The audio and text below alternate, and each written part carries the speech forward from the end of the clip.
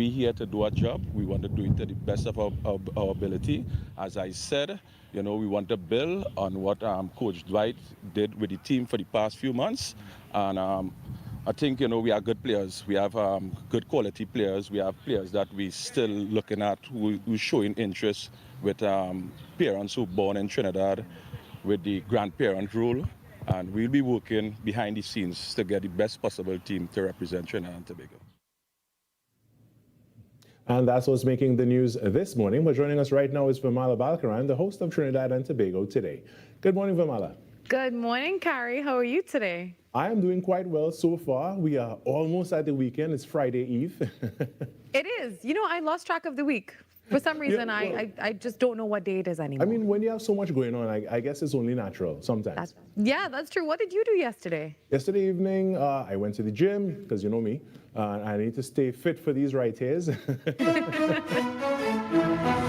That was TTT News on Talk City 91.1 FM. Talk City 91.1 FM. Talk. This is about creating opportunity through responsible management and citizen participation in national wealth. We are targeting US $3 billion in new investment within the next few years in energy, in construction, in tourism, and the digital economy. Music. It's reconstruction time in Trinidad, so put your shoulder to the wheel, man, lad, move on, don't stop till you reach the top. You put a hand and I put a hand and we will sing. For big and for small in no time at all, prosperity. There's no other way to do it. Show your patriotic spirit, unity, somehow. If Trinidad ever needed you, it's now. Culture. The budget has goodies and some not so goodies, but that is because fairness requires that everyone plays their part. Engaging conversations, latest news, our music. This is Talk City 91.1 FM. This is Destra, and you're listening to the Ground Report on Talk City. Keep it locked!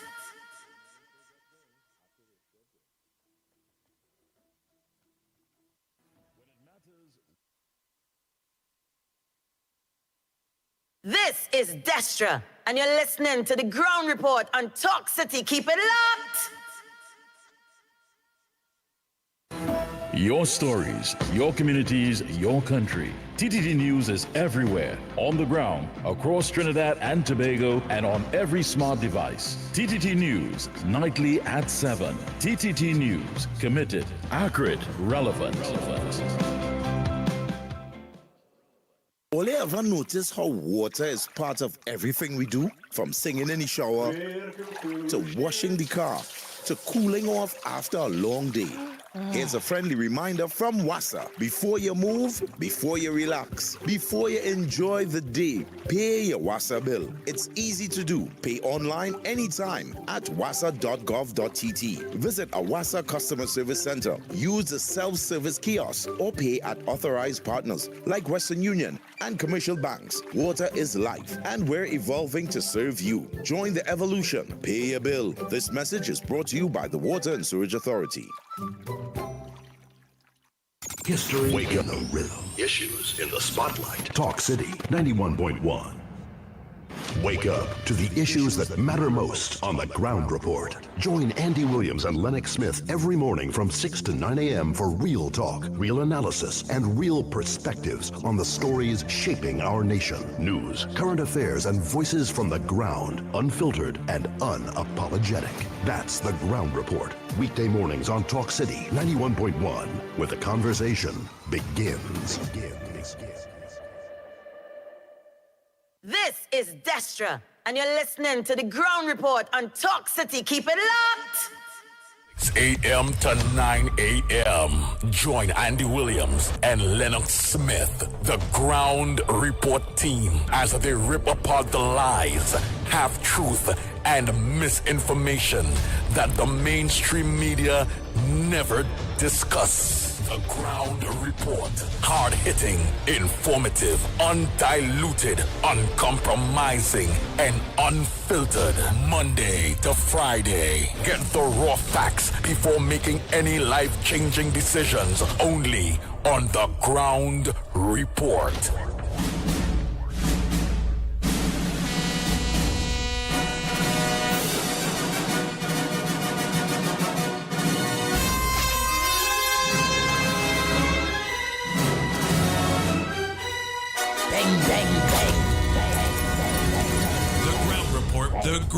The ground report. The government of Trinidad and Tobago is not closing down Petrotrin. The ground report. The ground report. I would think that there's been very clear that all the employees of Petrotrin will exit the company. All. The Ground Report with Andy Williams and Lennox Smith.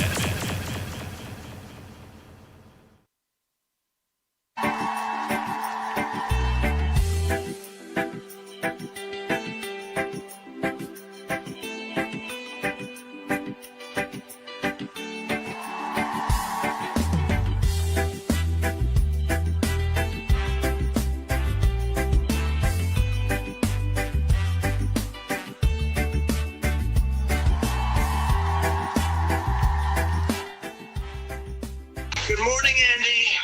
I have come to dispel these evil lies by Bus Mako today.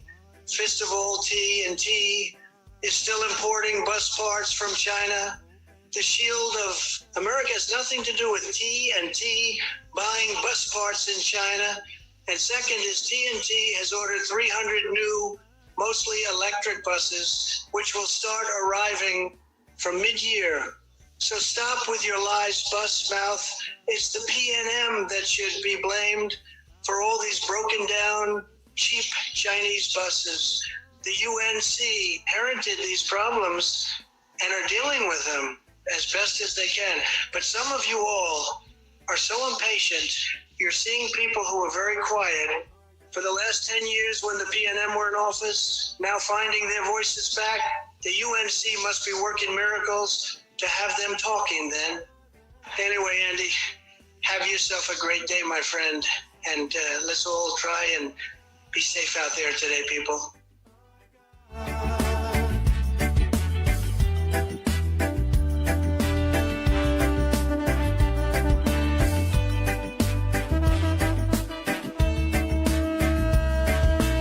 Into the darkness you shine. Out of the ashes we rise. There's no one like you. The Ground Report with Andy Williams and Lennox Smith. Our God is greater. Our God is stronger. God, you are higher than any other. Our God is healer. Awesome in power. Our God. Our God. Our God is greater. Our God is stronger.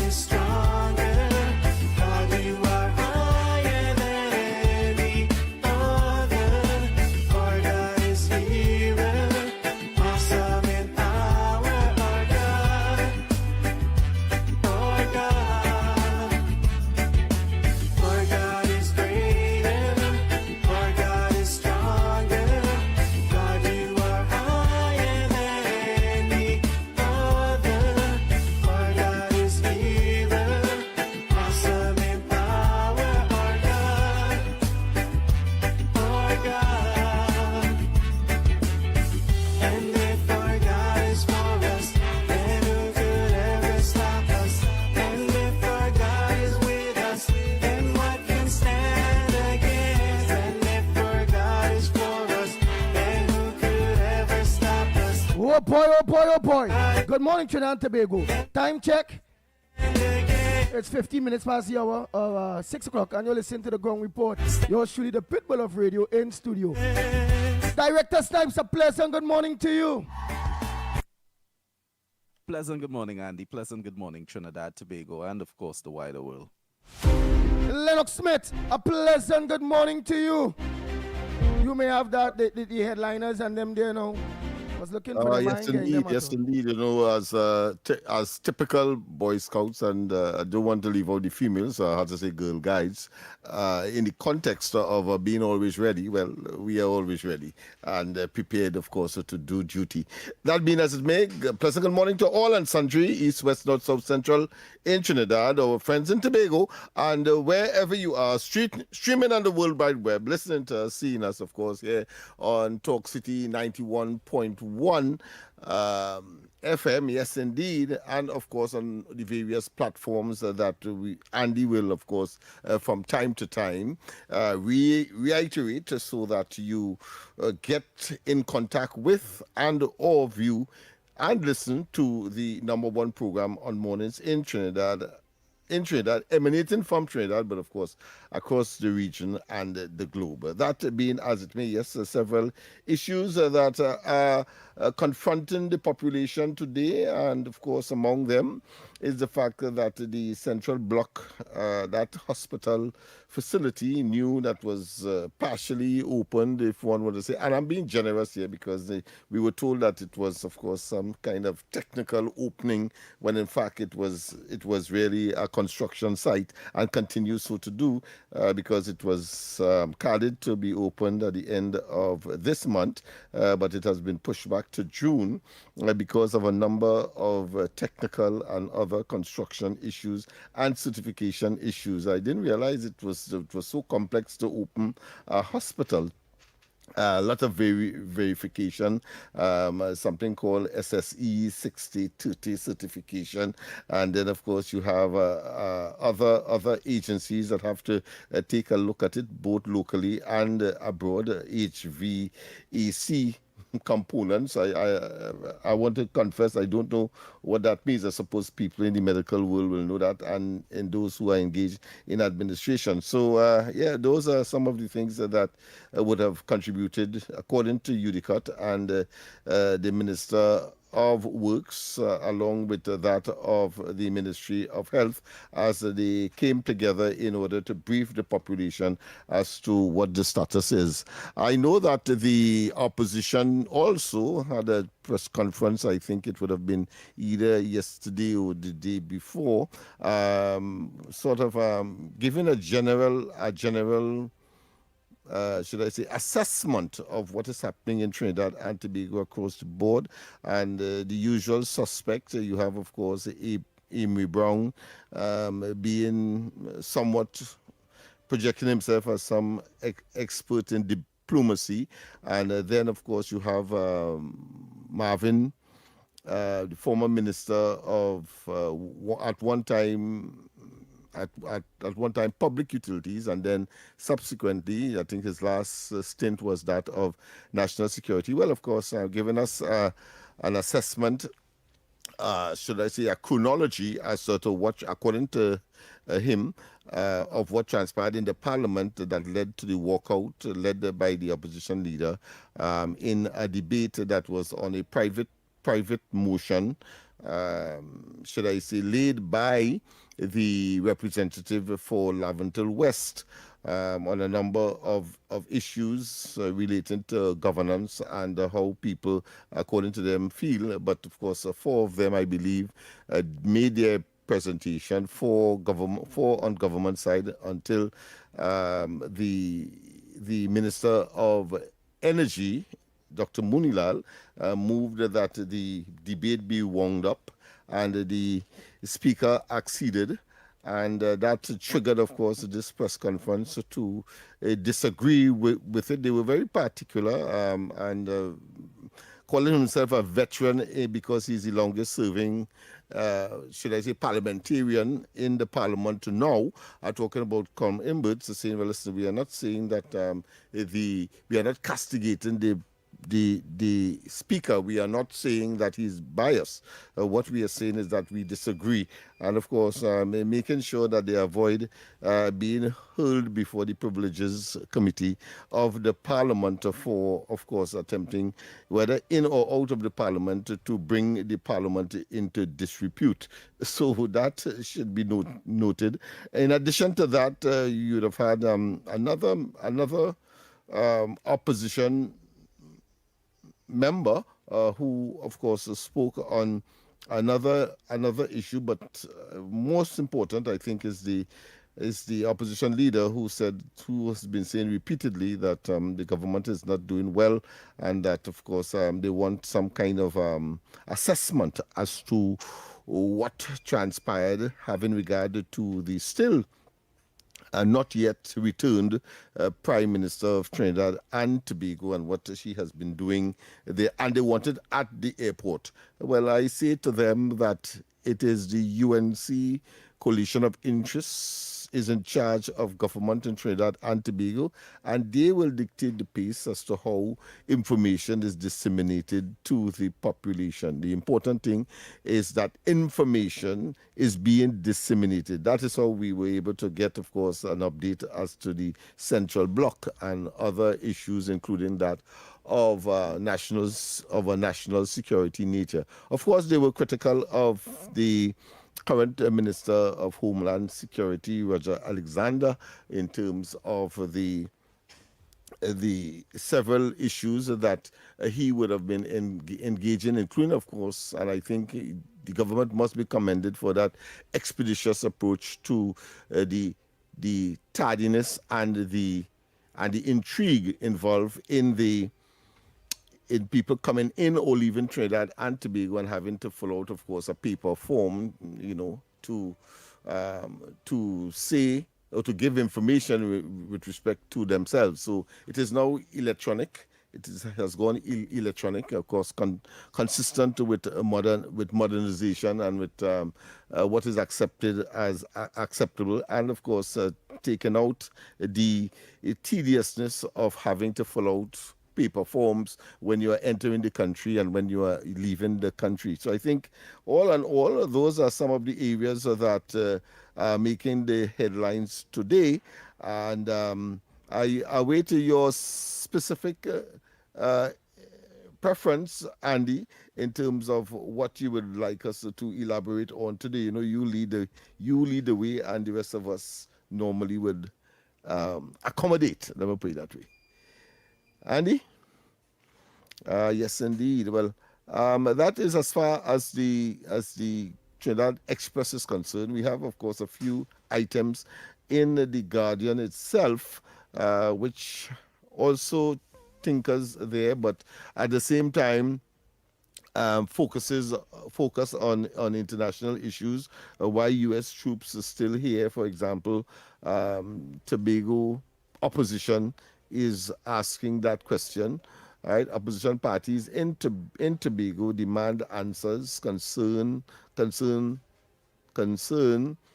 island could suffer fallout from Iran war.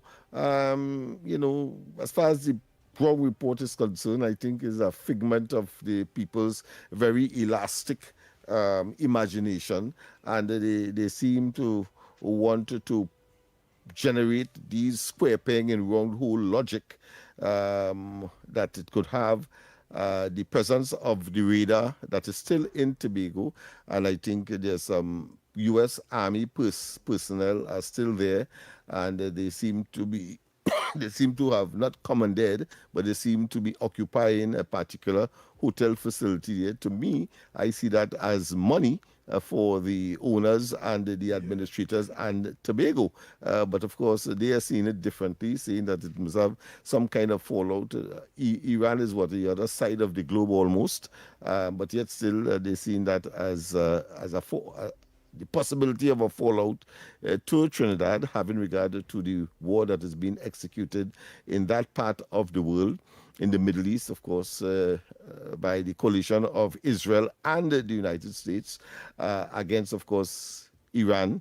and of course the expansion thereof by Iran, of course, bringing into focus other Arab states which are clearly very, very annoyed with Iran for that level of expansion of a conflict that ought to have been between the United States and Israel and themselves. Of course, we have confirmed that. You don't discuss why U.S. troops are still here, because the opposition parties are asking Tobago demands, and Tobago demanding why they still here. So you discussed that already? Why? No, I've not discussed it. I'm just going through it in generic terms. But in terms of specifics, well, they are here because the radar is here and they have a small contingent of individuals to maintain and to spruce it up, etc. I believe them on sharpness because to reach here is better than Iran reach America, because the interest America have here is nothing compared to the interest America will have on their homeland self. So why try to waste a missile here? So Trinidad and Tobago in the Guardian this morning, the opposition in Tobago is asking why are U.S. troops still here? Opposition parties in Tobago demands answers. Concerned island could suffer fallout from the Iran war. Do you believe that?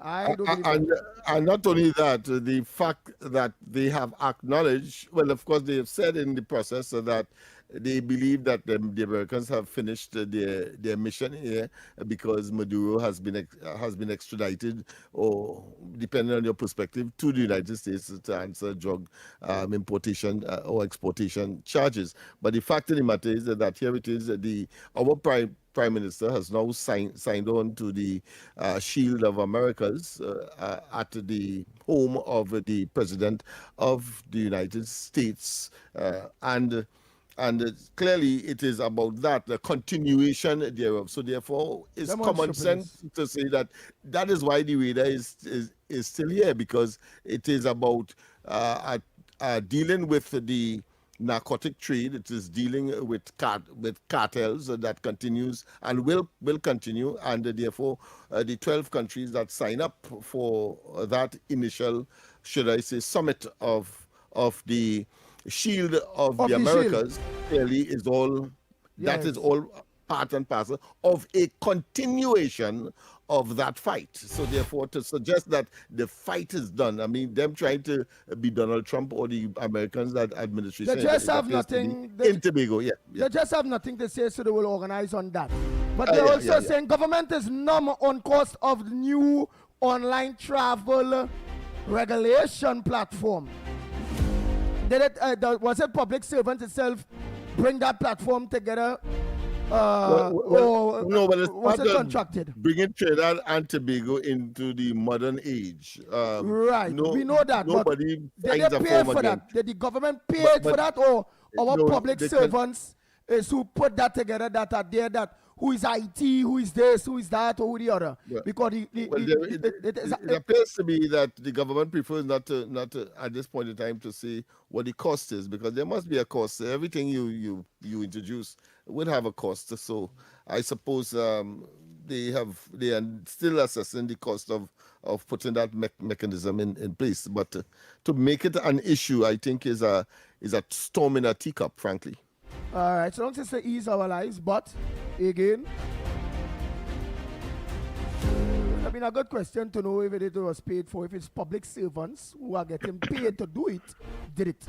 Would have been a good. PNM writes to Speaker on Private Members' Day suspension. So they suspend a Private Members' Day. Well, yes and no, because there was a debate. Debate came to an abrupt end. They are claiming that they were badly treated and that the Speaker ought not to have conceded to the requests of Munilal after he made his presentation to that particular debate. He then asked that it be moved for the winding up or the conclusion, and the Speaker seemed to have agreed, and it is then, of course, the opposition walked out on their own debate because they initiated that was Private Members' Day. And then you have, of course, a lot of arguments relating to the significance of private members. They were supposed to be significantly for the opposition, because they must have their say, even though they will not ultimately have their way, because the majority will of course rule and so on. But I beg to differ in the sense that on private members day, a government parliamentarian can also move a motion privately, utilizing that particular day to suggest that it was exclusively to the opposition or for the opposition, and to somehow give them some kind of opportunity to express themselves no matter what. And at the same time, I want to say that anybody could have stood up and say, listen, this is nonsense. Let's wind up this debate now. Okay. And it is up to the speaker to say whether or not it is valid or not, because he talked about the repetitiveness. He talked about, in English, it is called tautology, where, of course, you repeat the same thing over and over and over. So it was so tedious that I suppose he conceded to he conceded to Munilal's request or suggestion, but at the same time, it was his to do, and no one else, of course, could argue, because it was in his discretion. They recognized that, but yet at the same time saying that he ought not to have done it. It is a discussion, so he did it. That's just how it is. Oh boy, so before we go for that news, not news, but before we go for the top of the hour, boy. So so before with the opposition, it was Kamala will bring war. Venezuela gonna attack us. Trinidad gonna sink. Boom, they go on Maduro. They go on now with radar. Then from radar, they go on with the blue wave where they end up the hull get damaged. They'll jump to that. No. Iran coming here. Iran coming here. And now is the whole purpose now is the Iran war, and war in Iran and Trinidad and Iran. Because the blue wave issue started to resolve itself, I think, from last week, Monday, when the formal, should I say, voyage took place. And it could have only happened then because everything prior to that was trials, which of course is consistent with international acceptable standards, where of course you have a new vessel, it has to get familiar with the terrain and of course the berthing and all of that. And that time period had expired last week, Monday. And now that the things are now even keel, so to speak, and there's no disruptions or interruptions, they find something else now to say. Yeah, well, if I was the Honorable Prime Minister, when I do show myself again, I'd put on camouflage suit, a war beret, and a Wonder Woman jockey shocks, and they would have talked about that, and just give them that to talk about, so people will now realize and understand how dumb they are. That is all the Honorable Kamala Prasad started doing, and then she goes. Yeah, because I found it very, ridiculous, really, that Brown would say, when you reach in the airport, call a press conference. Well, that was Dr. Rowley's style.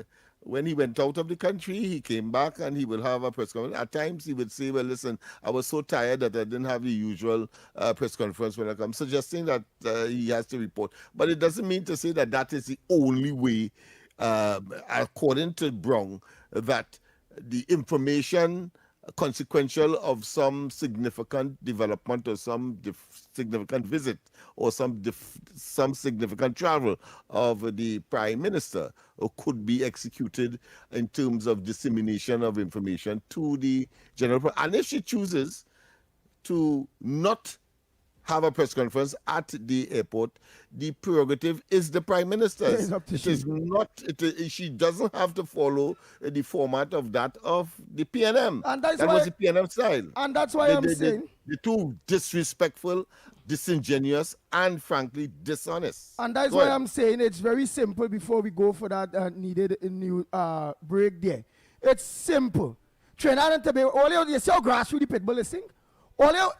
if the government want everybody to see how petty, how small-minded, how childish, how of not relevant, how non-relevant that the opposition in Trinidad and Tobago, PN opposition in Trinidad and Tobago are at this point in time, including the 1% newspapers and CNC3, all Kamala Prasad Bisesa to do, and people will be now like, oh my God. Come out in camouflage clothes. Put on a beret. She must have them little stick in she hand like a general in the United States Army. And just put on a knickers of Wonder Woman. Where they could see. It's like how Sturge had on a Superman jaws. Put on Wonder Woman. And what's me? That is topic for them, you know. The whole country, what's me? Headliners. This Kamala Prasad Bisesa is in a Nichols, Wonder Woman Nichols. Whoa! Kamala Prasad Bisesa is dressed up like a general in the U.S. Army. Whoa! Kamala Prasad Bisesa is targeting Irani drones and long-range missiles to hit the port in Trinidad. What's me? Them going and create a whole, boy, like they smoke bad weed or something. By telling you, I feel them they smoke weed here too, you know. That's why it is that over the borders locked down, you know. PNM MPs and ministers and supporters. I now feel why I know they don't want the borders and them locked down at all. The shade of the Americas to lock down the drug cartels and whatever, all those various things, where the drugs, the gun running and all those various things, human trafficking and all those things go be under pressure. I honestly believe that them, it affecting them. Like them that's run drugs, guns, human trafficking, and most of all, like it going and interfere with the smoke that it is take, and that hard weed or wherever the hell they're smoking to them so dumb. You see, the director thing there. So when we come back, more right here on the Ground Report, we'll be back. Your news, anytime, anywhere. TTT News brings you the facts that matter most, on air and online. More ways to stay informed. TTT News covers the stories that matter. Join us nightly at 7. TTT News, committed, accurate, relevant.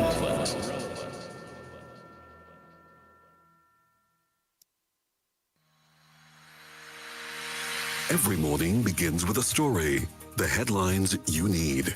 The voices you trust. The conversations shaping our nation. Welcome to Trinidad and Tobago Today, where your day starts informed and inspired. News that matters to you. Conversations that spark new ideas. Stories that move Trinidad and Tobago forward. Tune in weekdays, Monday to Friday at 6 a.m. or join the conversation on any smart device at TNT Today Show. Trinidad and Tobago Today. Start here, exclusively on TTT. Imagine a gender-equal world. A world free of bias, stereotypes, and discrimination. A world that's diverse, equitable, and inclusive. A world where differences are valued and celebrated. This March 8th, in recognition of International Women's Day, Talk City 91.1 FM proudly launches Women Who Lead, a powerful feature highlighting dynamic women who are breaking barriers, leading with purpose, and shaping our nation's future. Tune in to Talk City 91.1 FM starting March 8th for Women Who Lead, because when women rise, we all rise. South Trinidad, we're turning up the love on Thursday, March 19th, the night before the holiday. Sweet 100.1 FM brings you Reggae Love Live.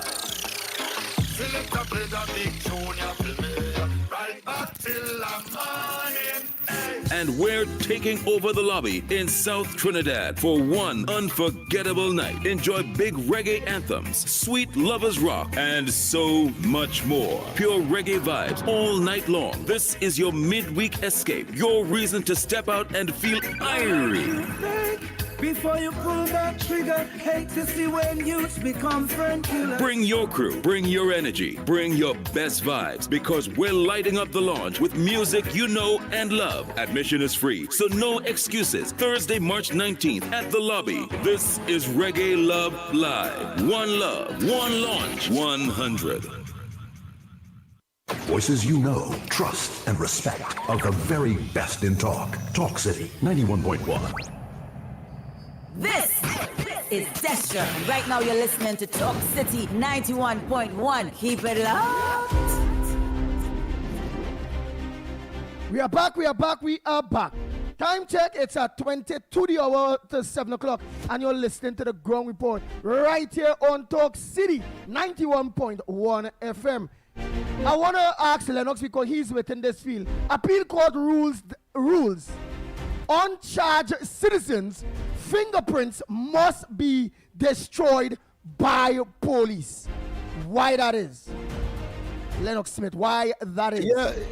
If you have won your matter and it is completed, you are not registered, if you want to call that, or recognized offender.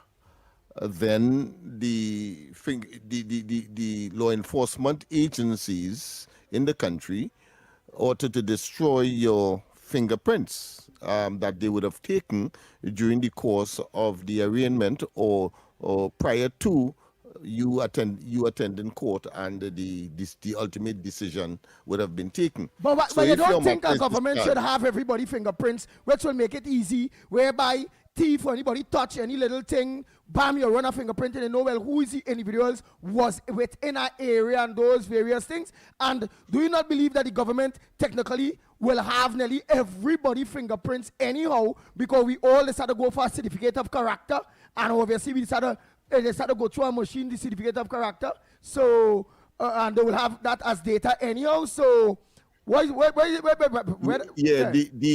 stigma attached to it, because it's usually criminal matters, the stigma attached to criminal matters, the completion, the total acceptance that you are not guilty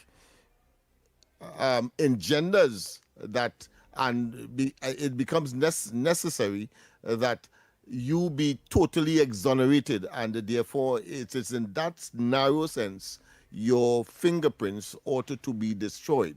I mean, if it is that you have to go for a job, etc., well, then of course they will have to search the records to see whether or not that same stack of record, to see whether or not you would have had some kind of conviction. But to keep it there on file, it is absolutely not acceptable.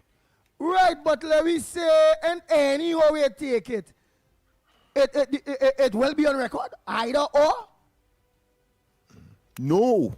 When you I take for instance, if you go today to a police to do a certificate of character to get a certificate, what will happen is that they will take your prints and then they will of course define it and run it through their system. If it is not there, then they say that it is not there on the final document. If it is, then of course that will be there for time immemorial, for safety, for keeping. But if it is not there, then that's the end of it. They don't file they cannot file your prints simply because you had no convictions. Okay, understand. Because in real, when you do go for the certificate of character, you're going there to show, well, you have a clean character in order to get a job and all those various things. That's right. And if they don't destroy that or take it off the file or off the system, then boom, red flag will be raised that yes, you have a conviction. That's right. And that's bad, because when you need now to carry that for the job, it's there and you win your case already. You already win your case. You was innocent, but yet still you have a character in there of guilty of something. Okay, understood, Trinidad and Tobago. Next thing that I'm seeing here, I'm seeing where the telecommunication, or not the telecommunication, but the CW boss woman, just now, I want to get it back there quick. Right, the CWU boss right, threatens to bust more STT files. What files are she bursting?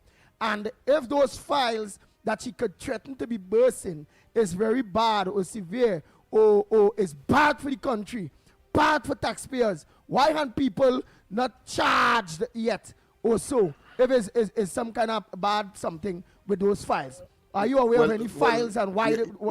From a tactical perspective, meaning that as a trade union and entering or prior to entering negotiations and as an intimidatory tactic, the trade unions have that as part of their ability to intimidate or to have an advantage in the discussion to get the employer to do what they want. But in this particular case, this statement emerged from a prior one, which was that there was this big shot high cost over just about $500,000 to hold a retreat in Tobago.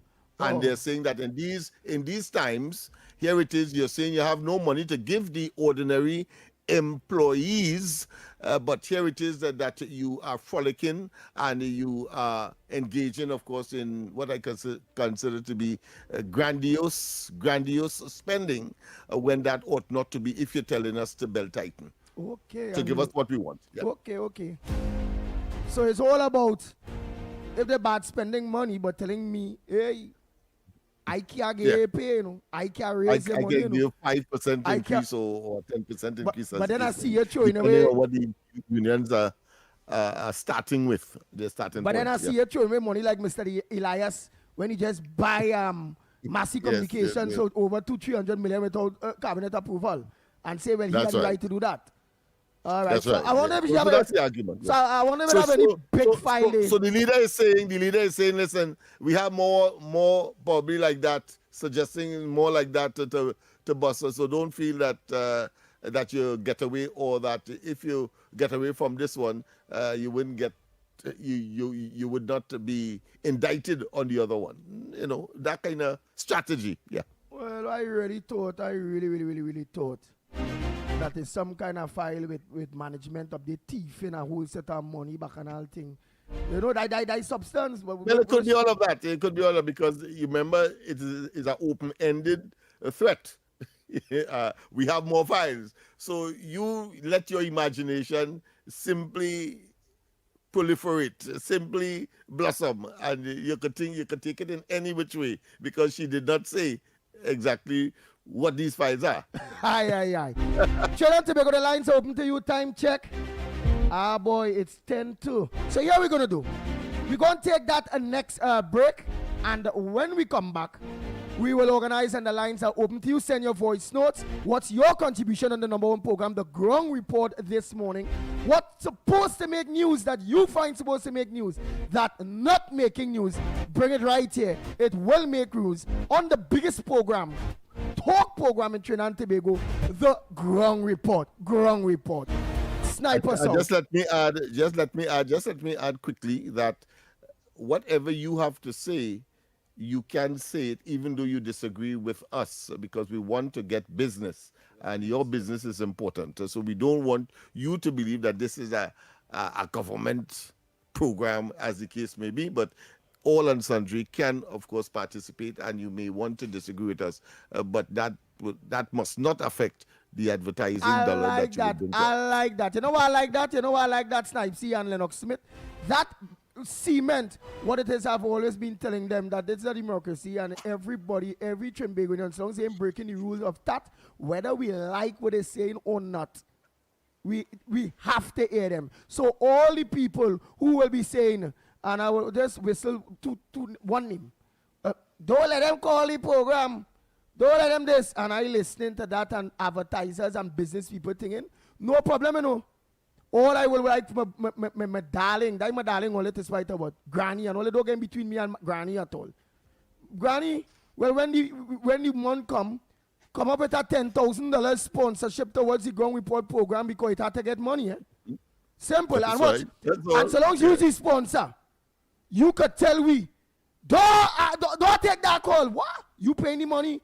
who pay the piper call the tune, Granny. So you want somebody It's not a call, pleasure. or you don't want to hear somebody? Come up with 10, 15,000 a month. Right? All right. Snipey, take me out. But Johnny, how come your house is twice the size of mine, but my bill is twice the cost of yours? Johnny, what going on, boy? How your bill so low? How your bill so low? I'm conserving energy. I switch your LED at the stun of the AC, and I'm saving real money. It's our responsibility for a brighter TNT. Cut the waste and you would see. Why everybody asking me? They asking how you been so low? How you been so low?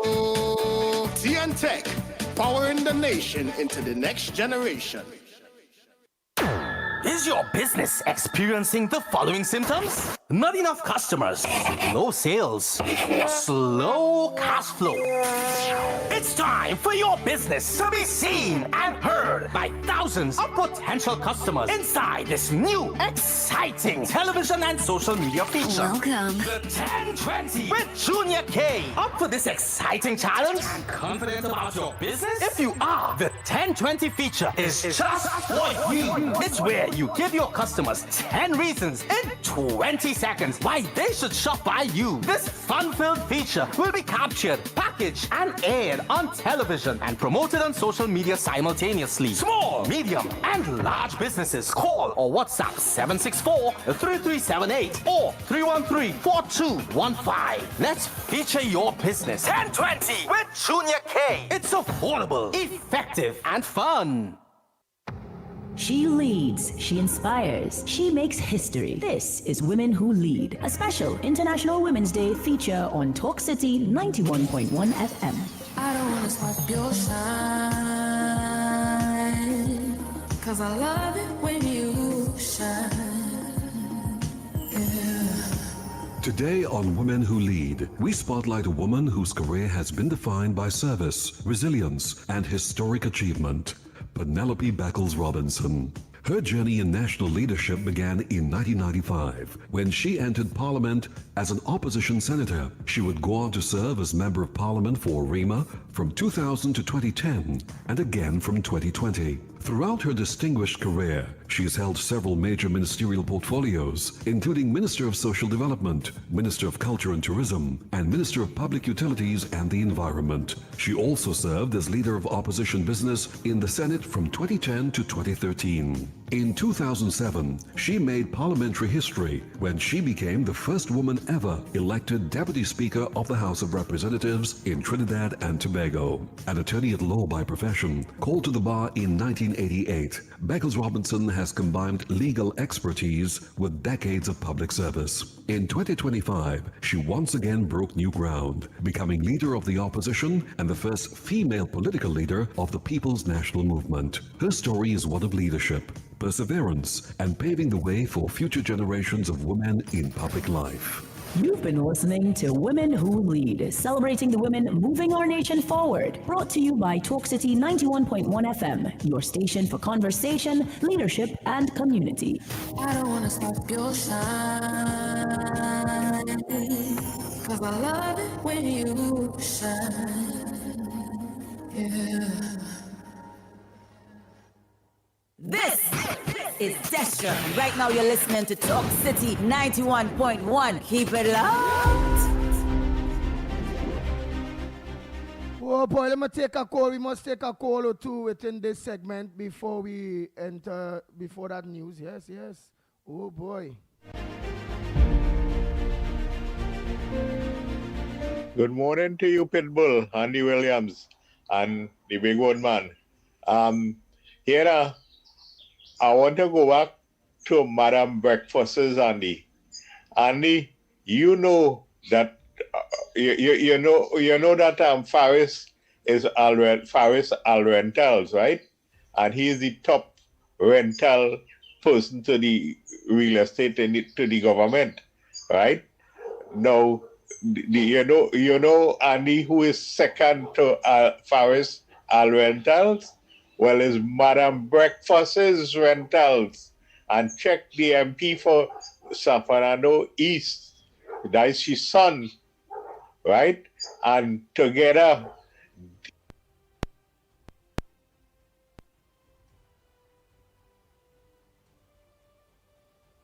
you would be surprised if you launch an investigation into Madame Breakfast's rentals, how much buildings she owned and how much building she rent also to the government.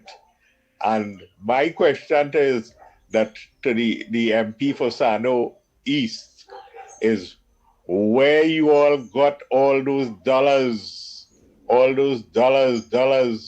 to buy those buildings, especially in the one where you live at where the former Saint Lenny Patrick partner who Lenny plenty dollars, right? All up there, all your own real estate. Where you all got all those funds? I am asking a question, not making an accusation. Thank you. Yes, good morning, Mr. Andy and Mr. Lennox Smith. So I have a major front burner this morning. So yesterday I was up on the social media and I saw Miss Marsha Lauren Walker spreading a serious misinformation, and she had been saying it for a while, that apparently, according to her, the UNC is the one that went into the HSF and withdrew over $410 million, right? And over $1 billion during the Christmas season, and there was no accountability for it, right? And she's basically accusing the government of it and demanding that the government account to the nation.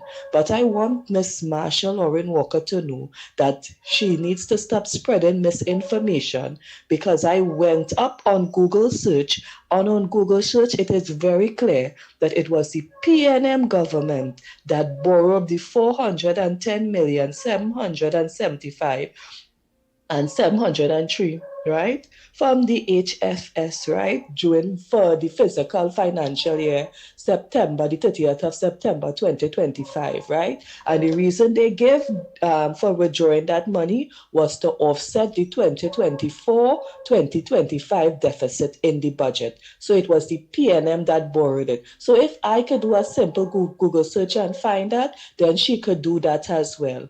Also, it was the PNM government also that withdrew over $1 billion close to the December period for 2024 into 2025. All these things can be verified by a simple Google search. So Marsha Lauren Walker needs to stop spreading misinformation in the public domain, because it is very disheartening and sad. And just like how she like to sue people, I think just now the government need to sue her for spreading misinformation. Wow, well searched, boy. Well searched.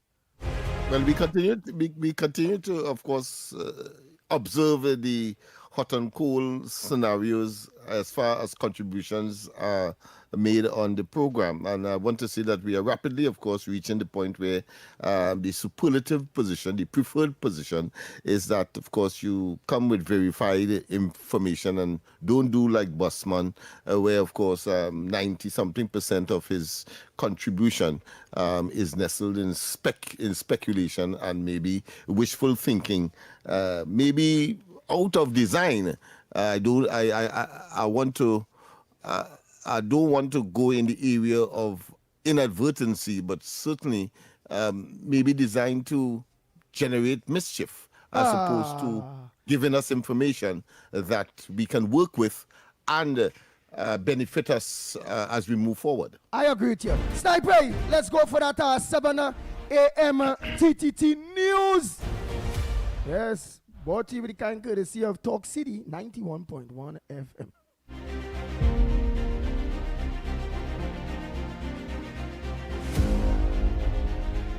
The Ground Report with Andy Williams and Lennox Smith.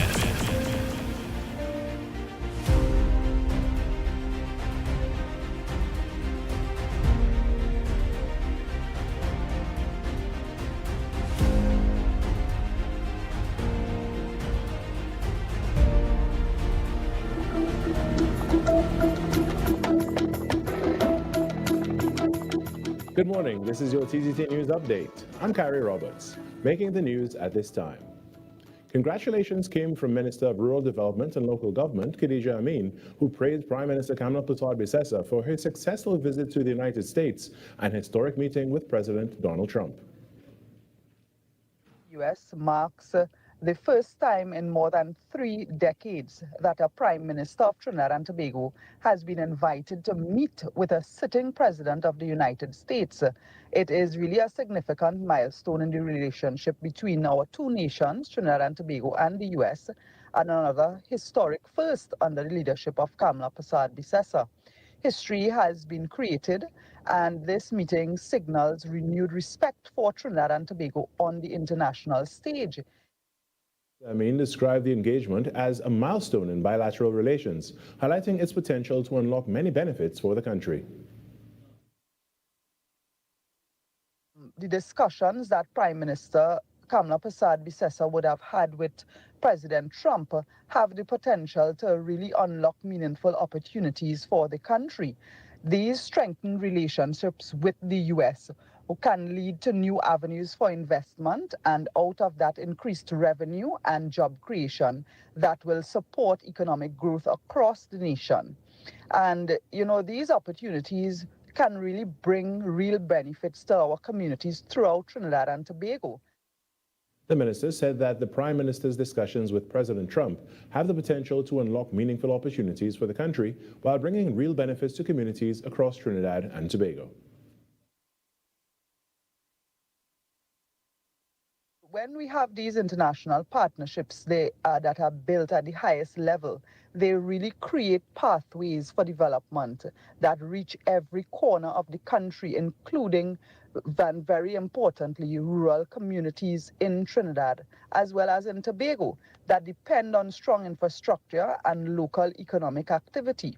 So I commend Kamla Bissessa for continuing to break barriers and create new opportunities for Trinidad and Tobago, and for positioning this country for long-term prosperity and development. Criminal attorney Fareed Ali says licensing officers must be treated with the same respect given to police officers.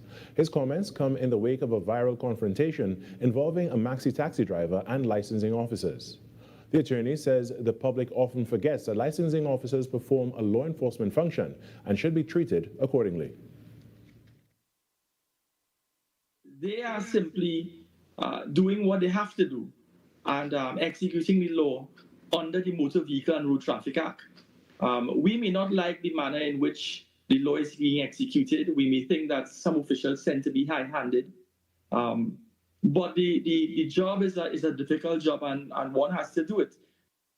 His statements come just 2 days after this video went viral, showing a confrontation between a maxi taxi driver and licensing officers along the southern main road in Curep. The driver has since been arrested by police, charged with assault. Attorney Ali noted that motorists retain constitutional protections, but only when they remain within the law. If it is we stay within the parameters of the law, meaning we, being civilians, we as drivers are the nation's rules, then these officers cannot in any way infringe on our right to life, liberty, security of person, and enjoyment of property, meaning The attorney also said the maxi taxi driver in the viral video should have filed an official complaint through the Maxi Taxi Association. He noted that motorists who believe a licensing officer acted without integrity can also use the proper complaint channels, adding that officers can be investigated and disciplined. He stressed that both motorists and officers have responsibilities and that proper procedure, not public confrontations, ensures accountability. In some sport news now, head coach of the Presentation College San Fernando cricket team, Hollister Pajot, hailed the dedication and sacrifice shown by his players and the school staff. This after Presentation clinched the Powergen Secondary Schools Cricket League Premiership 1 title when they defeated Shiva Boys Hindu College. Victory.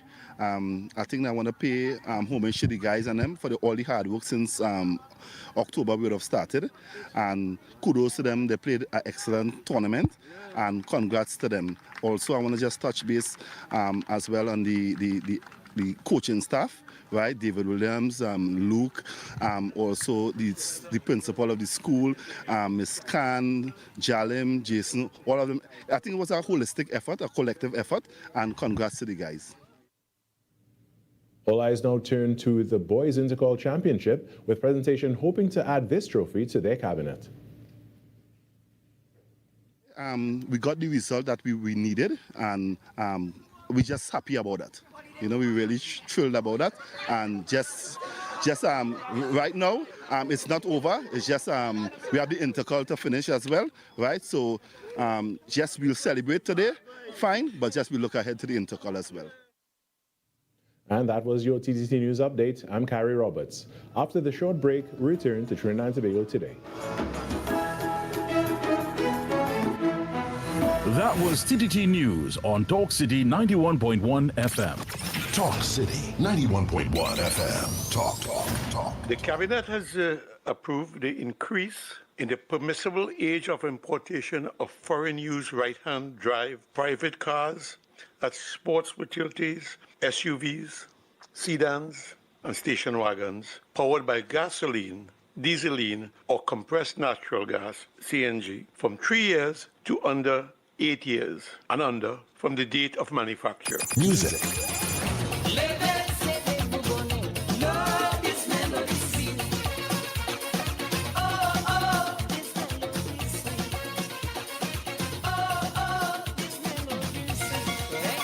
Culture. As Prime Minister Kamla Prasad Bisesa has announced recently with our revitalization master plan, we are open for business, and a key area, a key focus of that master plan is, of course, the energy sector and the energy hub. And we will be open for business, not only for Nutrien, but for all other players that wish to discuss their investment portfolio with us. Engaging conversations, latest news, our music. This is Talk City 91.1 FM. Your world moves fast, so do we. TTT News brings you the people, events, and issues that matter most. Stay informed, stay ahead. TTT News, every night at 7. TTT News, committed, accurate, relevant. This March 8th, in celebration of International Women's Day, Talk City 91.1 FM proudly presents Women Who Lead. Imagine a world free of bias and discrimination. A world that's diverse, equitable, and inclusive. A world where women's achievements are celebrated and their voices amplified. For over a century, International Women's Day has championed gender equality, and the journey continues. Join us as we highlight powerful, inspiring women who are breaking barriers and shaping our future. Women Who Lead, launching March 8th on Talk City 91.1 FM. Together, we can forge gender equality. South Trinidad, we're turning up the love on Thursday, March 19th, the night before the holiday. Sweet 100.1 FM brings you Reggae Love Live.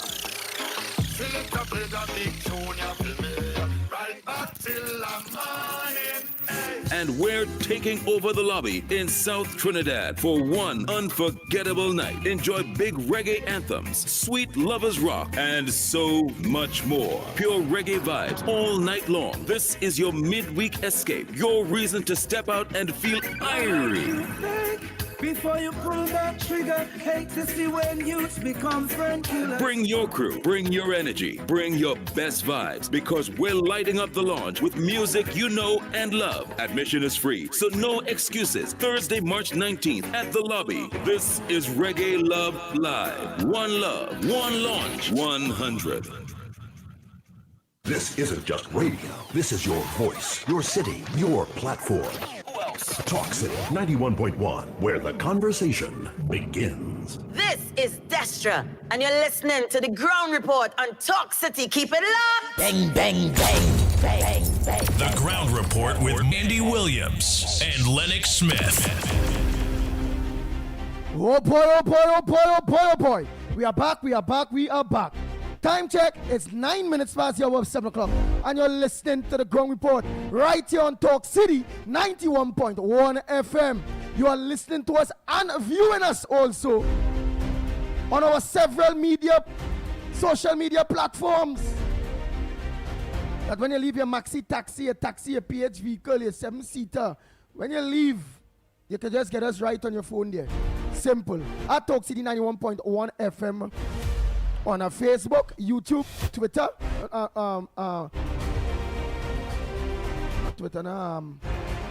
TikTok.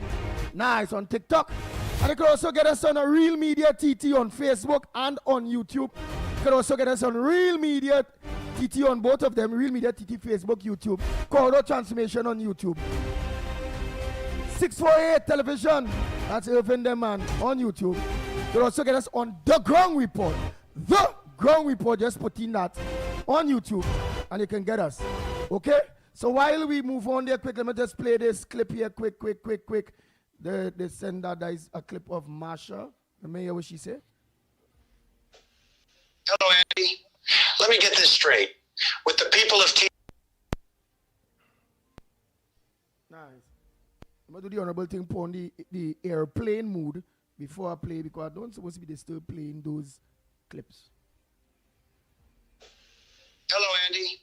Let me get this straight. With the people of TNT, the U.S. military signed a contract with Grafton Beach Resort for the use of the entire premises until the end of March. But here you have individuals like PNM3 and also the opposition in Tobago nosing around, wanting to find out what U.S. servicemen are doing there. Well, I got news for them all. Those servicemen will be there until I say so. So stop busting up your mouths with lies. PNM3 and the opposition forces. Nice. Trini Trump. Let me go to Marsha now.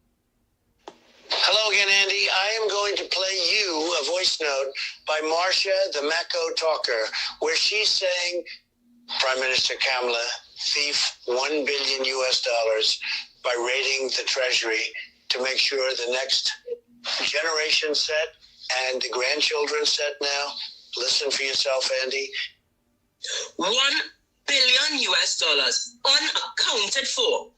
And this Kamala-led government, this Kamala 2.0 thief, 2.0 raid the Treasury, last chance before to make sure the next generation set, to make sure the grandchildren set now. $1 billion unaccounted for. I hope Prime Minister Kamala takes her to court for this, because... All right. I hope she takes you to court. Okay, let me hear some just now. Good morning, Andy, Lennox, Nigel, Mikey, and to everybody out there. Andy, I want to wish Mikey a happy birthday, belated. His birthday was yesterday. Happy birthday and all God's blessing to enjoy many more. And today, our good friend from Long Circular, never mind he has moved directions, is celebrating his birthday as well. I want to wish him happy birthday and the same all God's blessing to enjoy many, many more, especially good health. Andy, we really have to call on Jesus to take the wheel.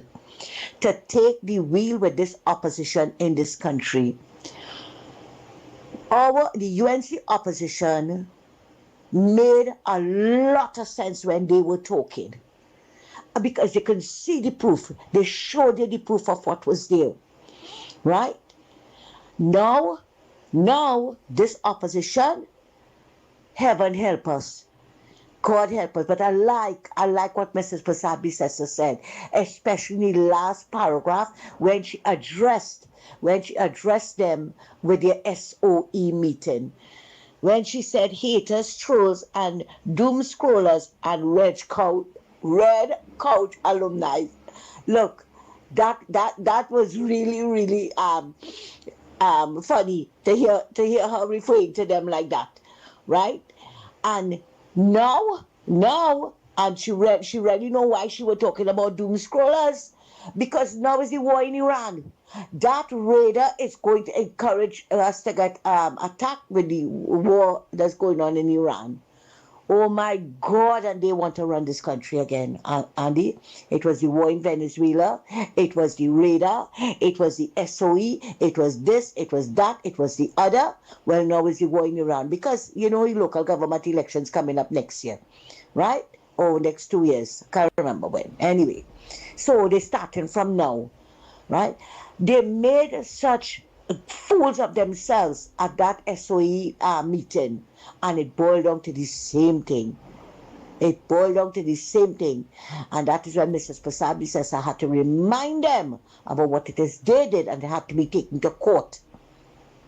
Up to now, everything they're criticizing, have you seen them face the courts as yet? Well, with the CPEP, they faced the court and they lost. Because look who were their lawyers. And so we just have to brace ourselves and call on Jesus to take the wheel. Thanks a lot. To the ground report. Good morning, Nigel Snipes, Andy Williams, and Lennox Smith, the listeners. Now, I just be listening to talk show, and I just be listening a lot. And I want to say something this morning. While the UNC were in opposition, making statements on the platform, promising the goodies and all these sort of different things, this country was allowing the PNM to ask the opposition at the time, where are they going to get the money from? While the government at the day was the PNM with Inbert, and then they was the one who had the coffers in their position. They was in charge of all the resources. What they was telling this population, it have no money. And they was governing the country for the past 9 years, and they telling us it didn't have no money in such a way. That comes like what we saw on television and on the YouTube. We see a police vehicle racing down behind a vehicle, a man hand outside, and two men come out and start to gun them down. And we ain't supposed to say we see that. We ain't supposed to say we see that. They want an investigation into that. They want counseling and all kind of things just for what we see. So in order for this country to move forward, you see all that mismanagement and that squanderment between the PNM reign with Dr. Rowley. They must address it, but at the same time, we have to wait until the president's term is up. So we will have a fair play to get back some money, because we can't afford to work and build back this country without getting back bulk some money from Inbert, Faris Alwari, Foster Cummins, all these big players. They can't afford to govern this country and waste and drop a certain money by the wayside like a person. It's games, game money, them game money where they play with now. You understand? What it is really wrong, I wait and see what will come out in the first 5 years of this government, because the PNM must be held accountable for all that mismanagement and squandermania and how we scraping the ground today, and they still in we face contemplating making decision and finding fault here, there, and everywhere. You all should be locked up for mismanagement and squandermania of the patrimony of Trinidad and Tobago. Locked on.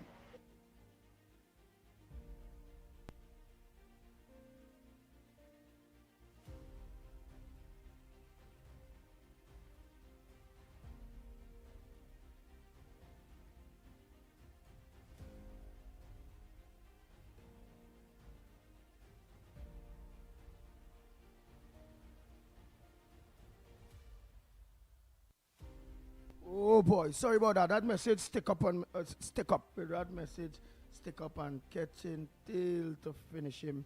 Let me see if I can get him back up and running.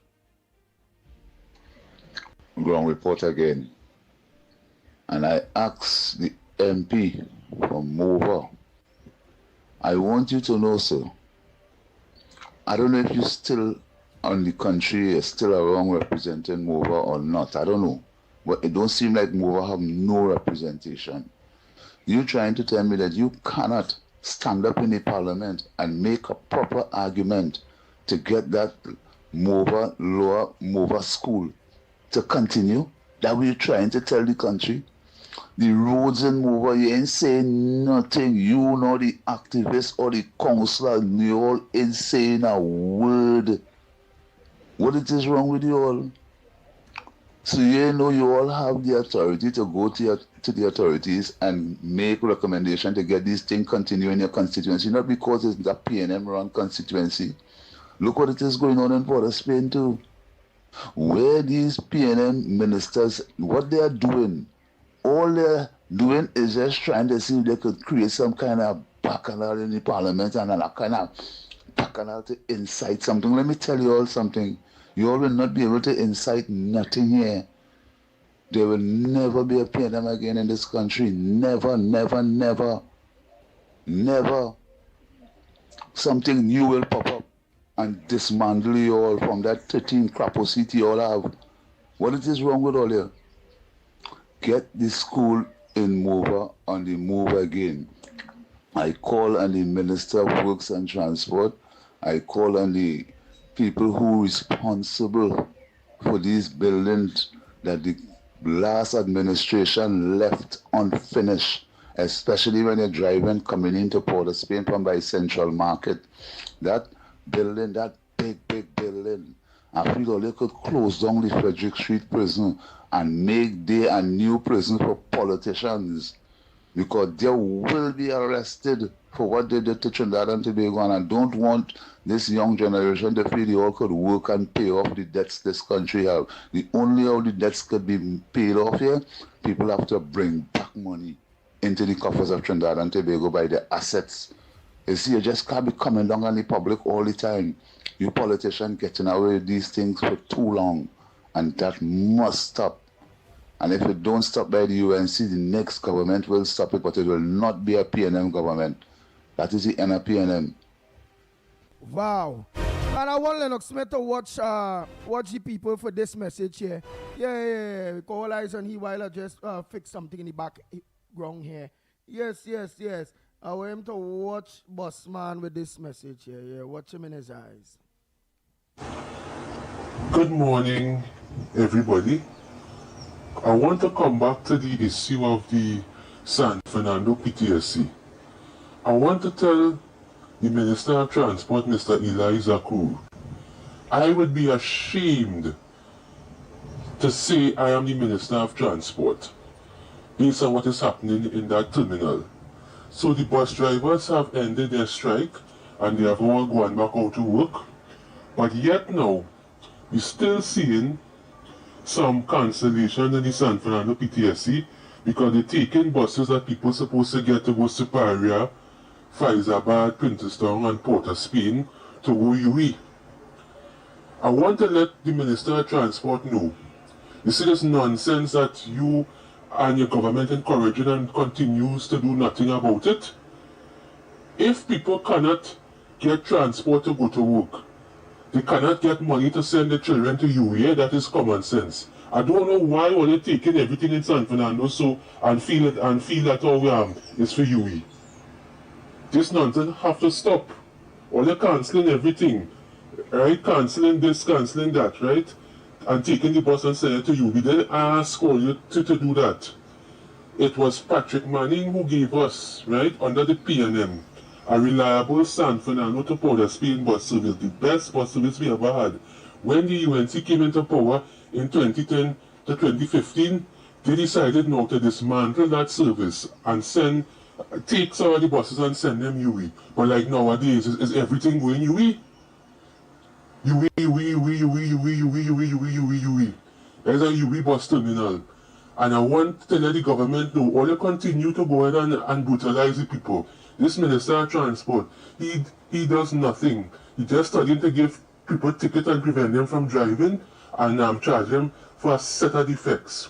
So, they can't drive their own car because it's very expensive if they get charged. And now, they're not getting public transportation in South because of the bus service is unreliable and everything going to UE. Continue, man. Continue along this trajectory. And you will see where this government will end up. According to Lennox Smith, it will be relegated to the dustbin of history. And Lennox Smith, do the country a favor and just zip him out. Use the most biased talk shows I ever hear.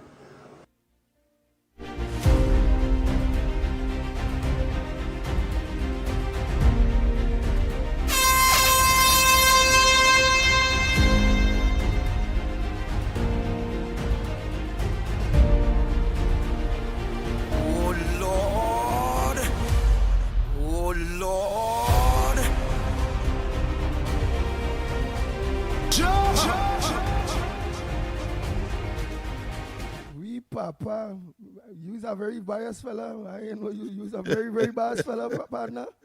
Very. The first person I've heard said that so blatantly, and so to use a more almost derogatory, but I mean I think it is appropriate, a most awful statement with respect to myself. But I want to say, however, that the truth offends, and people becomes defensive when they are exposed to the truth, or put another way, when the truth is told about them. So I suspect that is his response to the fact that yesterday he said one thing in his initial statement or contribution, and then he had to come and correct it with some more innuendos and some more disinformation or misinformation, but at the same time adding a little more meat to the bone that he gave us earlier. And of course, I described it as good reverse psychology on my part to call him out, and therefore he had to explain further and with a little more, as I said, specificity as to what he meant. So he had to say what he meant by, and what he meant by, and what he meant by. So I understand his quagmire, if not his dilemma. Right? So he's just lashing out. But that is good. That is good. I want to say, however, that that does not take away people, those persons who have businesses, commercial, small, medium, and beyond, to call us and advertise with us, because as I said, that you don't listen to one side. That is his side of the story. And of course, when we try to provide additional provable facts, the veracity of which cannot be questioned, you have people, of course, lashing out like that. But talk to us, call us, and we will respond appropriately. The he used ground one report of your is one. twangs.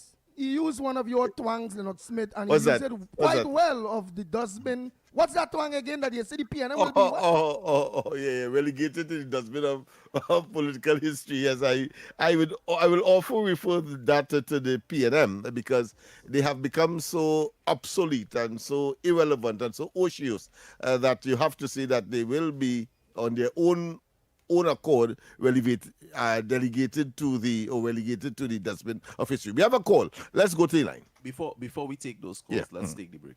Let's take the break? All right, okay.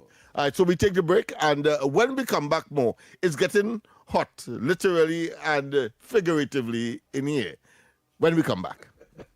Talk City 91.1. Thought-provoking conversations, bold perspectives, voices you trust. Talk City 91.1. Bigger, bolder, and more powerful than ever before. Yes, Talk City 91.1 FM. A brand new era of talk radio is here. With voices you know, trust, and respect. Get ready for an all-new lineup of the very best in talk. Andy Williams, Lennox Smith, Stephen Reese, Mr. X, Derek Charbodi, Roland Stewart, Sharon Farfan, Sudath Prasad, Heavy Duty, Alex Asing, Karen Francisco, Jerry Lean Lewis, Short Pants, and more of the voices shaping the national conversation. From hard-hitting current affairs to real community issues, culture, politics, social development, and the stories that matter most to you. This is where Trinidad and Tobago comes to talk. So I got right here on Talk City 91.1, where we're going to give you something new, something hot every day, Monday to Friday. Listen on 91.1 FM and connect on Facebook, YouTube, and TikTok. Talk City 91.1. Your city, your voice.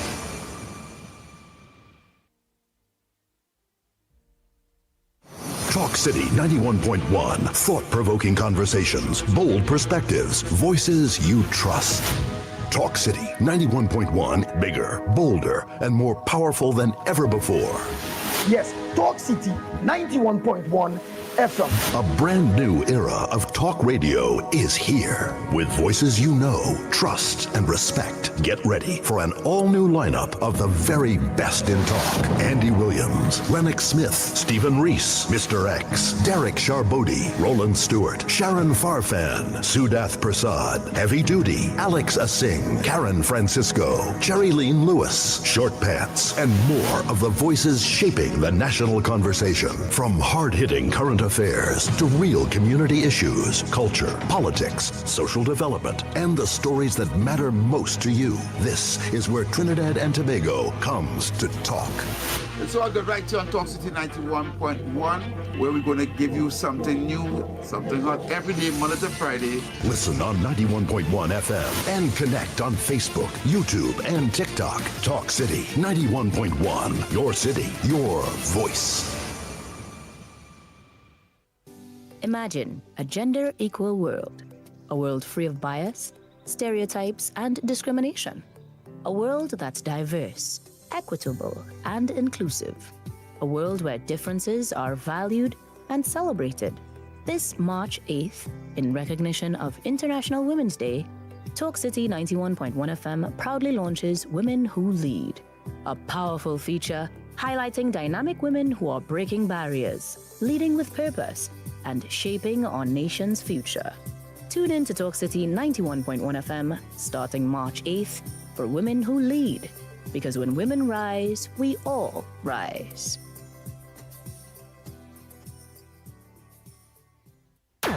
Is your business experiencing the following symptoms? Not enough customers, low sales, slow cash flow.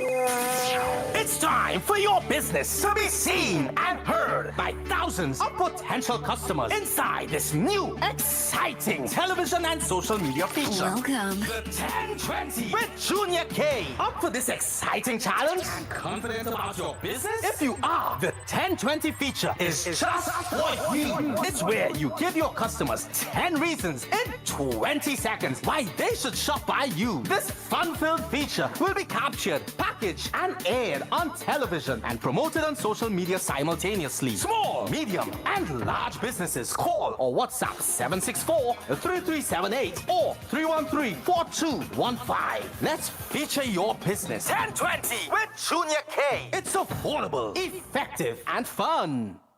You can listen on Talk City 91.1 FM and stay connected on Facebook, YouTube, and TikTok, wherever you are. This is Destra, and right now you're listening to Talk City 91.1. Keep it locked.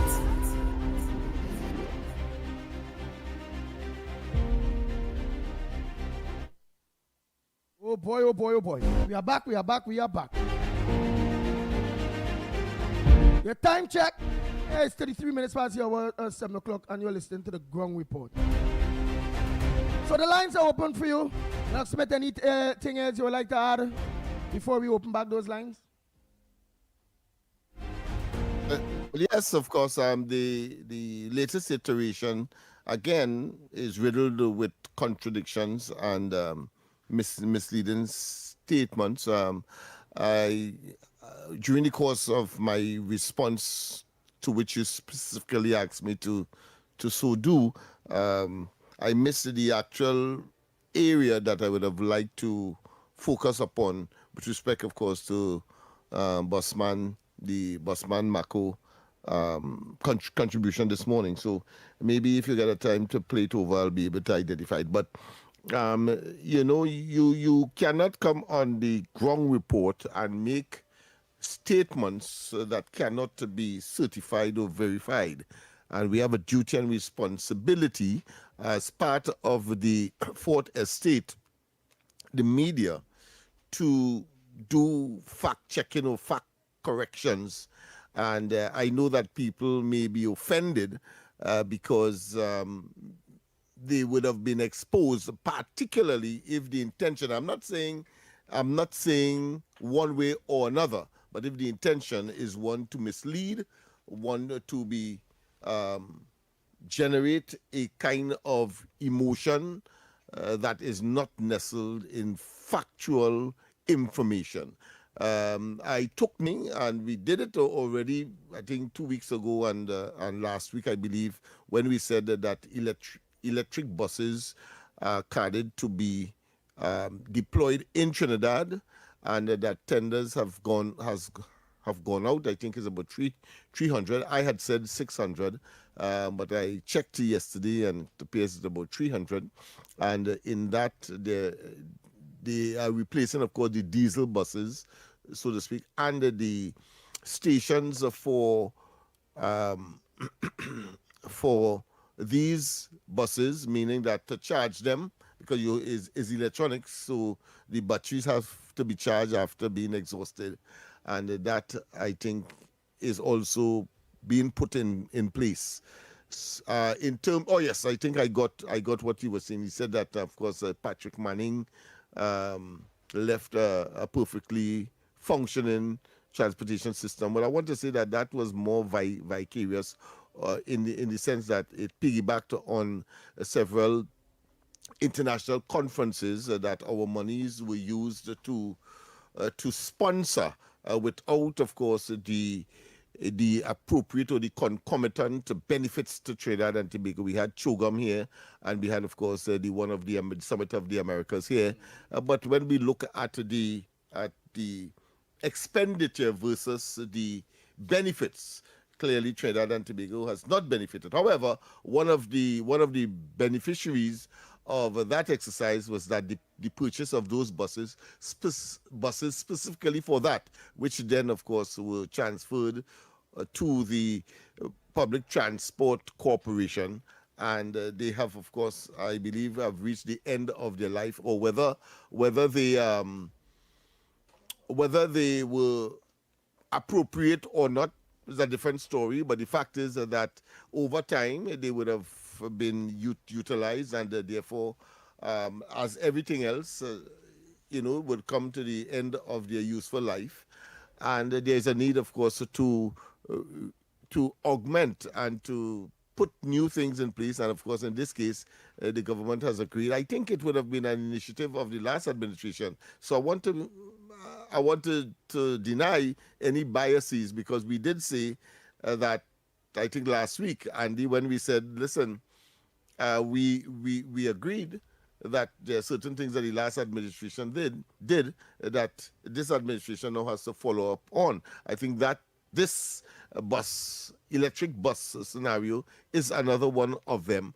But how it is to be done, and whether it's cost versus value initiative that must be also assessed, the government of today may well be looking at that, and maybe looking at another source as opposed to the original source, etc., etc. But government is a continuum, and we have to accept that. And there are other instances where new government can take a different path all entirely. For example, Amy Brown has the audacity to say that when the Prime Minister, and I understand that she came back into the country last night around 7 o'clock, she should hold a press conference at the Piaco VIP lounge. Well, that was the style of, as I said earlier, of Dr. Rowley. This administration has a different way of providing information to the public, and you have to accept that as a fact. A new government is in place. It is not cast in stone what the PNM did, as he claims, in terms of the non-aligned movement, and that you take a neutral stance and you respect people's sovereignty, etc. And Kamala Persad-Bissessar must follow, this administration must follow that path, because Eric William did it, and up to Rowley did it, etc. No, that is nonsense. Different strokes for different folks, and circumstance and situations may demand a different approach, and this government is on the right path. Andy, Lennox, and you. Go ahead, caller. Morning. Go ahead, caller. Pleasant good morning to you. Morning, Andy. Morning, Lennox. Morning, Snipes. Good morning. I have some quick quick points here that I wanted to raise up. The thing, where the issue of the fingerprints, right? I think the fingerprint is a good thing to have for the police to have on the system, whether you are a criminal or not. Because people doesn't find it hard when they have to go for your passport or the flying out and the flying in that they have to put in the fingerprint when they have to get your visa and thing until they have to use your fingerprint. So I don't see the problem with the police having a database with every fingerprint. It will make it easier. If I'm not a criminal, and same thing as a ticket, if I ain't doing nothing wrong, why should I worry about the ticket? If I have my fingerprint in the database, why should I worry about it? I ain't doing nothing wrong. So I think if the criminals who had a worry about the fingerprint being there, I find nobody else should worry about if the fingerprint being there. Right? I agree. And we could also add on, because we must put in corrections why it is the gentleman where we want his fingerprint out. Because when you're going for a certificate of character, it will show up that you have a criminal record. So what we will do is enhance what you are saying, which is everybody fingerprints there, but they bring technology to the extent whereby when the person name come up, it will show that they are, that they don't have a criminal record. But I agree with you.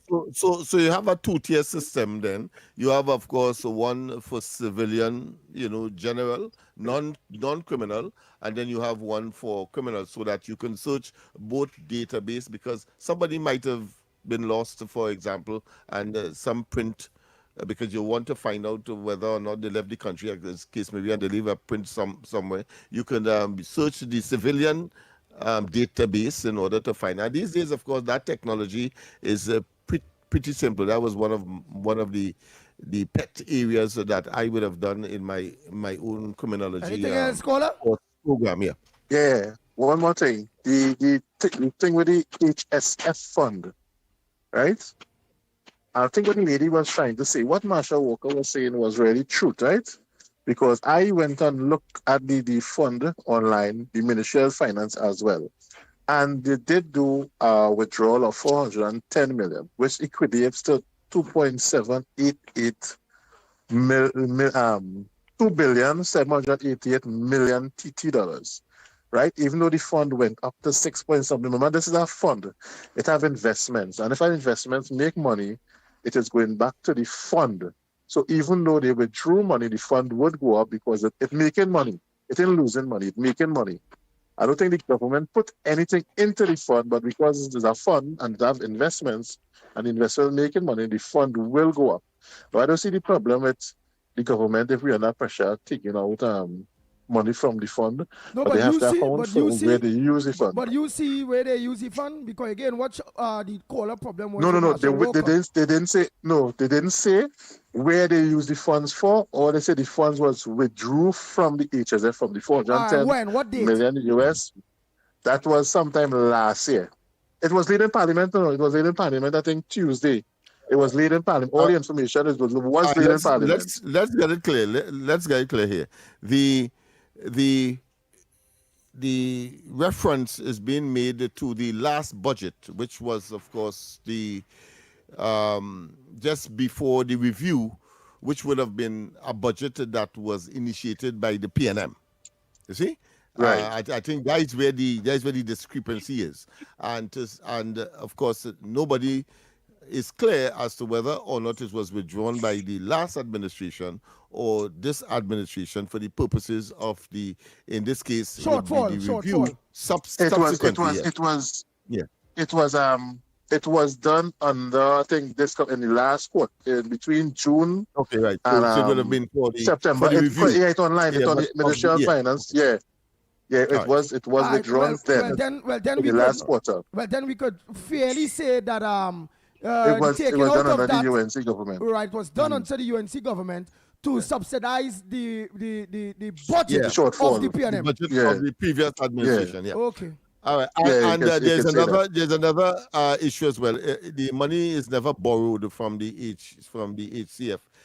It is that's take out. I don't borrow. Yeah, withdrawn. Yes. Yeah, borrowing suggests that you have to pay back, but that is not the case with the HCF. Yes. Yeah, so okay. I don't see the problem. They're taking it out and use it for the country, but They didn't. The whole thing came up because it went to court. It was going to court. The thing is when Eversley and Stuart Young sent a pre-action protocol to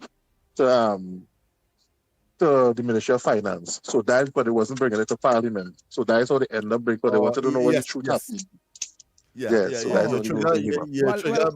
All of that was for Rick Lutzman. Yeah. Rick Lutzman is saying all of that was based on the 2024 to 2025 budget. Meaning they was just sustaining the P&M budget while they was there waiting to handle their own budget. Yeah, that's about it. Okay. All right, man. And Eversley and Stuart Young raised the issue because it appears that there was a time frame within which to present it in the Parliament, and I think within the parameters of the threat, I think that the information was presented just one day before they decide to go actually to court for judicial review in the court. So I think that is what triggered this discussion. But whether people will use it for their political agenda is a different story. Like that's where Marsha came in. Yeah. Oh wait. The next guy, I forget his name. And everybody, good morning. Andy, morning. Andy, that man who you call the boss man, that's Mr. Porter's P. And he's going to get more disrespectful way. Time you see start taking camera, get rid of him. People listening to him going to get more and more disrespectful. First the boss does HTC and he got on Philip. Keep listening. He'll show his true colors just now. Anyway, more, you'll have a blessed day. I love all the show. I don't listen to Bossman and you all start with Bossman. I switch my station. I don't want to hear him. Because I know he's Mr. Porter Spain.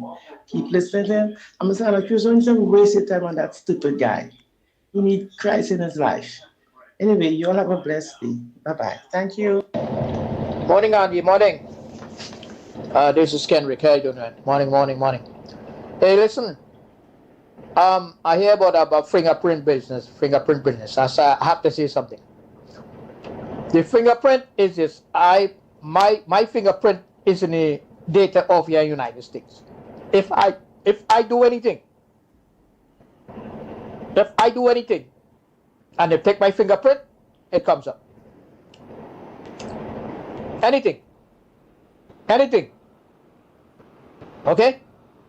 Anything. So I don't see what's the big problem. I thought they had a fingerprint in Trinidad going on. I didn't know that they didn't have that. Wait, back way what? Only backward? They're supposed to have a fingerprint. Anybody, as they get your ID card, they're supposed to have a fingerprint. And put it in the data.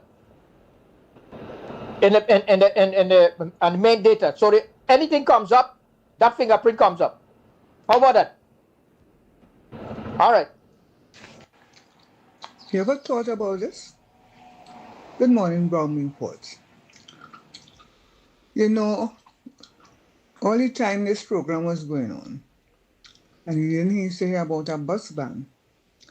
And as soon as the results came out, I think the next day or something so, we had this person on the show by the name of Busman who started complaining about PTSD. I find that very strange. Have a good day. Andy boy, good morning to the Magnificent Tree. I just want to put a little input into your calypso, no boy. I listened to your calypso with marijuana, right? As I tell Mr. Lennox already. What your calypso missing is that your mother tell you that she don't want you marijuana. She say you could marry Lorna, you could marry Sheila, you could marry Rona, but she don't like you to marijuana because she face a nice, and according to the name, she feel Warner had to be some transgender. So she want you to marry a real woman, not a woman who is half man and half woman. So that's why she telling you. She don't like you to marry Warner. She want you to marry Lorna, or marry Sheila, or marry Rona. and left out Warner. Right? She don't like marijuana, for you to marry Warner at all. Because that is a transgender. I want you to find a room to put that in your calypso. And I feel you will have a real boss at calypso. Your mommy don't want you to marry Warner. Marry Sheila, marry Rona, or marry anybody else, but not to marry Warner. Thank you, Andy. But you could smoke you could smoke Warner. I mean, not Warner, you could smoke ganja. You could plant ganja. But she wants you to marry Warner. You hear? Thank you. All right. You sound like you marry Warner this morning. You highway songing good away. But I don't know, like you marry Warner. Like over that break. You got inspiration, boy. Yeah, boy, something came a hider. Yeah, the man seen it. Give me the right concept for competition. Yeah, give me the right. You give me the right concept. Oh my God. Yeah. Innuendo. Yeah. But like I believe he married the Warner in order to organize and come up with that concept. Eh? Yeah. Oh, hey, Snipes, let me go for that break and come back there quick. Oh boy. You sure he's married? But let's go for the break. Your news, anytime, anywhere. TTT News brings you the facts that matter most, on air and online. More ways to stay informed. TTT News covers the stories that matter. Join us nightly at 7. TTT News, committed, accurate, relevant.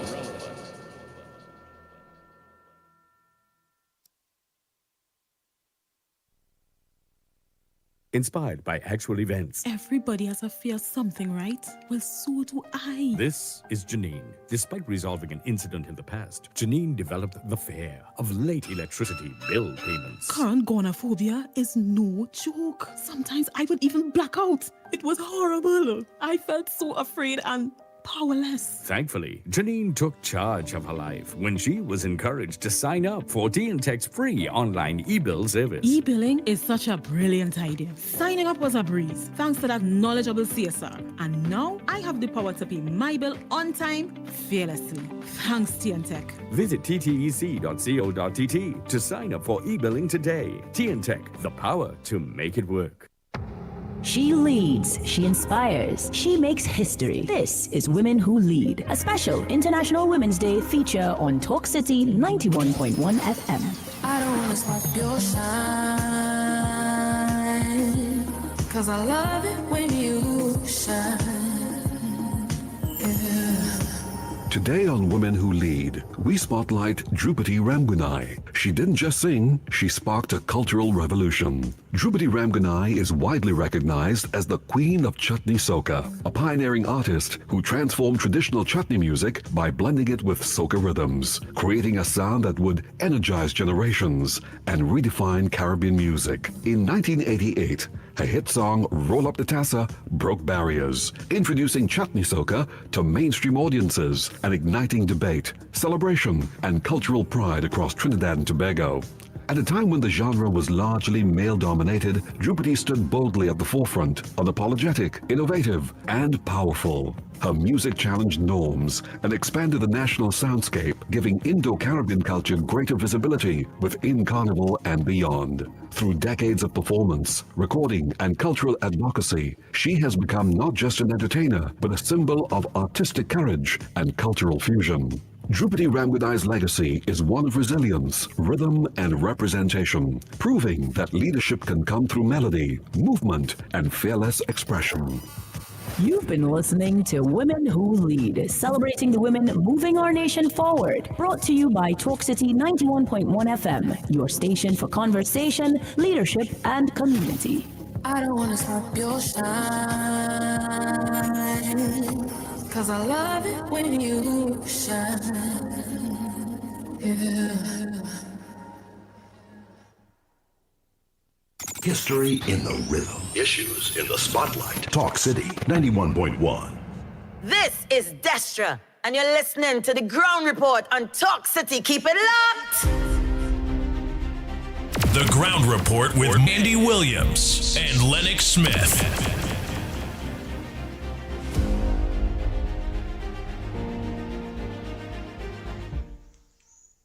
going to the Magnificent Street. Andy, I hear talking about a calypso where you're singing about marijuana, right? But you're missing out some little parts in it, as I tell Mr. No, I Lennox don't play that. already. I don't play that. What I would like you to... Don't play that. Next one, they quick. I just want to finish off these things there before people start to quarrel. I have a lot of voice notes there. Oh boy. Let's finish off these voice notes and them they quick. Good morning again to you and to everybody. You hear the bias? Manning had the best service. For 10 years, Rohan Sinanan sat down there. And you in here, busman, criticize Rohan Sinanan up till now. But you hear him talking about Zakur. Zakur and them inherited a rotten bus service. Because this not going on now. This not going on now. This didn't start on the 29th of April 2025. This started years ago. And anybody traveling on the buses, including myself, would tell you what it is used to be going on. How long we had to wait for an Arima bus. Sandy Grande bus don't pick you up to drop you in the Kwesi, right? The San Fernando buses and all these buses are coming irregular. Right? It's years of hearing people talking about when they're waiting in Chaguanas for San Fernando buses, they're not getting it. And you coming now like a mocking pretender. You see the advice that you give Lennox? You should practice it. Practice what you preach. The bus service has been deplorable ever since we know about it. You talking about in Manning days. That was 2021. Sorry, 2001. Look at how long. And you come in and you never heard a word about Rowley's government and Rohan Sinanan. Not even under this man, Fitzgerald Hines, when he was first the Minister of Works and Transport. Not a word in English. But now you're talking, you're a linguist. You're a linguist. In all languages you're talking it. You keep threatening this government, busman, and you keep threatening Mr. Zakur. Remember, we are under SOE. We are under SOE. And when you see they take steps against you, you're going to want to cry foul. Okay? But I told you already, you have no credibility. None whatsoever. All of a sudden, you down Eliza. What is the man taking mother white foul? It had to be something so. Oh, come on, man. Try a little honesty and people might accept the nonsense, really, that you're talking. Busman, you have no credibility. You come in to talk of Manning bus service, not a word about Rowley and Rohan Sinanan bus service, but you're coming to be down on Eliza Crew. It is as though he took away all the buses and he have it so. He not running the bus. You remember the administrators that running it. You see what I told you this morning, Andy, about Jesus taking the wheel? Heaven help us. Thanks a lot. Morning, everybody. So I haven't been able to hear the show much this week, and I definitely haven't commented. So I just want to put in one now regarding something you all touched on. So the politicians in Tobago, the opposition, are clearly fear-mongering and riding the wave of fear around global events, what happened in Iran, to score political points. You're going to get a lot of that. And you're going to get a lot of fear-mongering from people in the rum shop and from people on places like Twitter. People who have allowed themselves to become useful idiots, meaning they are absorbing lies and then dispersing it, spreading it. And the shining example we had was Busman and the closet communists regarding what happened in Iran. Because they hate the US and they like Iran, they're going to spread propaganda. They won't talk about the 30 to 50,000 people that Iran killed in January. But they'll talk about a school being hit, but they won't say the school was on a military base, deliberately as a human shield, right? That's what they're going to get. And you're going to have to look into things more. Everything you hear, every little piece, break it up and dig into it. Otherwise, you can fall for a lot of lies, basically. I mean, this week I heard the busman talk about I'm glad that he's going back to buses. I think he should fully be back on his bus thing. I support that 1,000%. But he said something. He said, well, the reason why the buses ain't working now is because it's Chinese buses and China cut us off from parts. No. You just need to talk to Clive Nunez. And Clive Nunez identified that the problem with the PTSC is they stopped buying German and Brazilian buses and they started buying Chinese buses, which are not good. And the way the Chinese actually operate is they don't make spare parts. Every single part that they make, they put into building a new vehicle because their intention is to flood the market, right, and capture the market. So they don't want to deal in spare parts. They will sell you as many cheap buses as possible, and it's you to catch after, right? So there's things like that. You need to look into, and make sense of it. And the world is a very treacherous place right now. If you just get your news on Twitter, you're going to be misled because there are going to be people who are being used as useful idiots, as weapons of war, literally, to destroy the Western world from within with propaganda. Thank you very much, Snipes. Snipe, what's that news? 8 o'clock news here with you. TTT. Oh boy. The society, also pundit, that Mahis, he was involved in the starting the construction. Also, we'd like to thank the Chief Secretary, Farley Chavez Augustin, for sending URP workers to assist. Mr. Govindra says the society has long received an outpouring of love and support from the people of Tobago, and that encouragement continues to strengthen their efforts to grow and preserve the Hindu faith on the island. As I said before, my auntie, the president of the Tobago Hindu Society, Purwati Holas Bipat, she's involved in the interfaith religious bodies in Tobago, so it have all the various Christians, our Hindu society, even the Muslims. So when we host programs, all these various spiritual leaders and religious leaders, they come together and support one of each other. When they are Eid programs in the mosque, we also go there and the various Christian events. So in Tobago, there's a lot of love and unity, and the THA is very supportive also.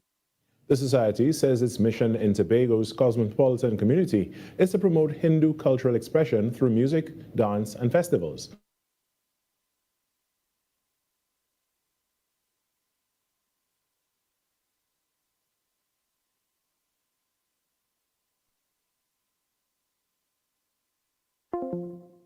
Development, Dr. Kennedy Swarat Singh, who made the remarks while addressing the TNT Chamber of Industry and Commerce's Catalyst Conference on Wednesday.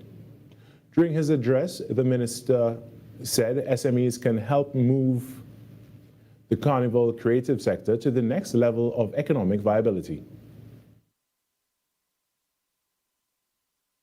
By bringing together creative entrepreneurs, investors, policymakers, and industry leaders, initiatives such as this create the foundation for a more organized and sustainable carnival economy. With the right investment, infrastructure, and policy support, Carnival can evolve from a seasonal event into a continuous economic platform that strengthens our global cultural brand and support creative SMEs throughout the year. He noted that these SMEs will benefit from government's digital transformation initiative. Technology will also play a critical role in supporting this transformation. Digital platforms now allow businesses to reach international markets, distribute content globally, and engage customers in ways that were previously impossible. Data analytics, e-commerce platforms, digital platforms, and online streaming have become essential tools for modern enterprises. Dr. Swarat Singh said the digital transformation of small businesses will also have an economic benefit for the entire country. In some sport news now, interim head coach of the Trinidad and Tobago national football team, Derek King, says he is focused on continuing the progress made under former head coach Dwight York. King made the comment when asked about the displeasure expressed on social media by members of the TNT public following York's departure. TNT is set to depart for Bolivia today, where they face the South American team in an international friendly on March 15th. You know, social media, this is life. right? Some may like the decision, some may not like the decision, right? But we here to do our job. We want to do it to the best of our ability. As I said, we want to build on what Coach Dwight did with the team for the past few months. And I think, we are good players. We have good quality players. We have players that we still looking at who showing interest with parents who born in Trinidad with the grandparent rule. And we'll be working behind the scenes to get the best possible team to represent Trinidad and Tobago. And that was your TTT News Update. I'm Carrie Roberts. From the entire team here, have a great day.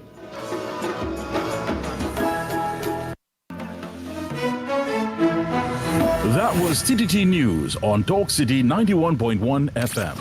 Talk City 91.1 FM. Talk. The cabinet has approved the increase in the permissible age of importation of foreign-use right-hand drive private cars, that's sports utilities, SUVs, sedans, and station wagons, powered by gasoline, dieseline, or compressed natural gas, CNG, from 3 years to under 8 years, and under from the date of manufacture. Music.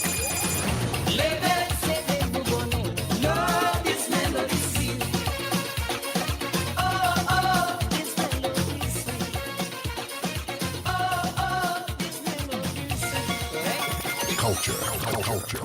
As Prime Minister Kamla Prasad Bisesa has announced recently with our revitalization master plan, we are open for business. And a key area, a key focus of that master plan is, of course, the energy sector and the energy hub.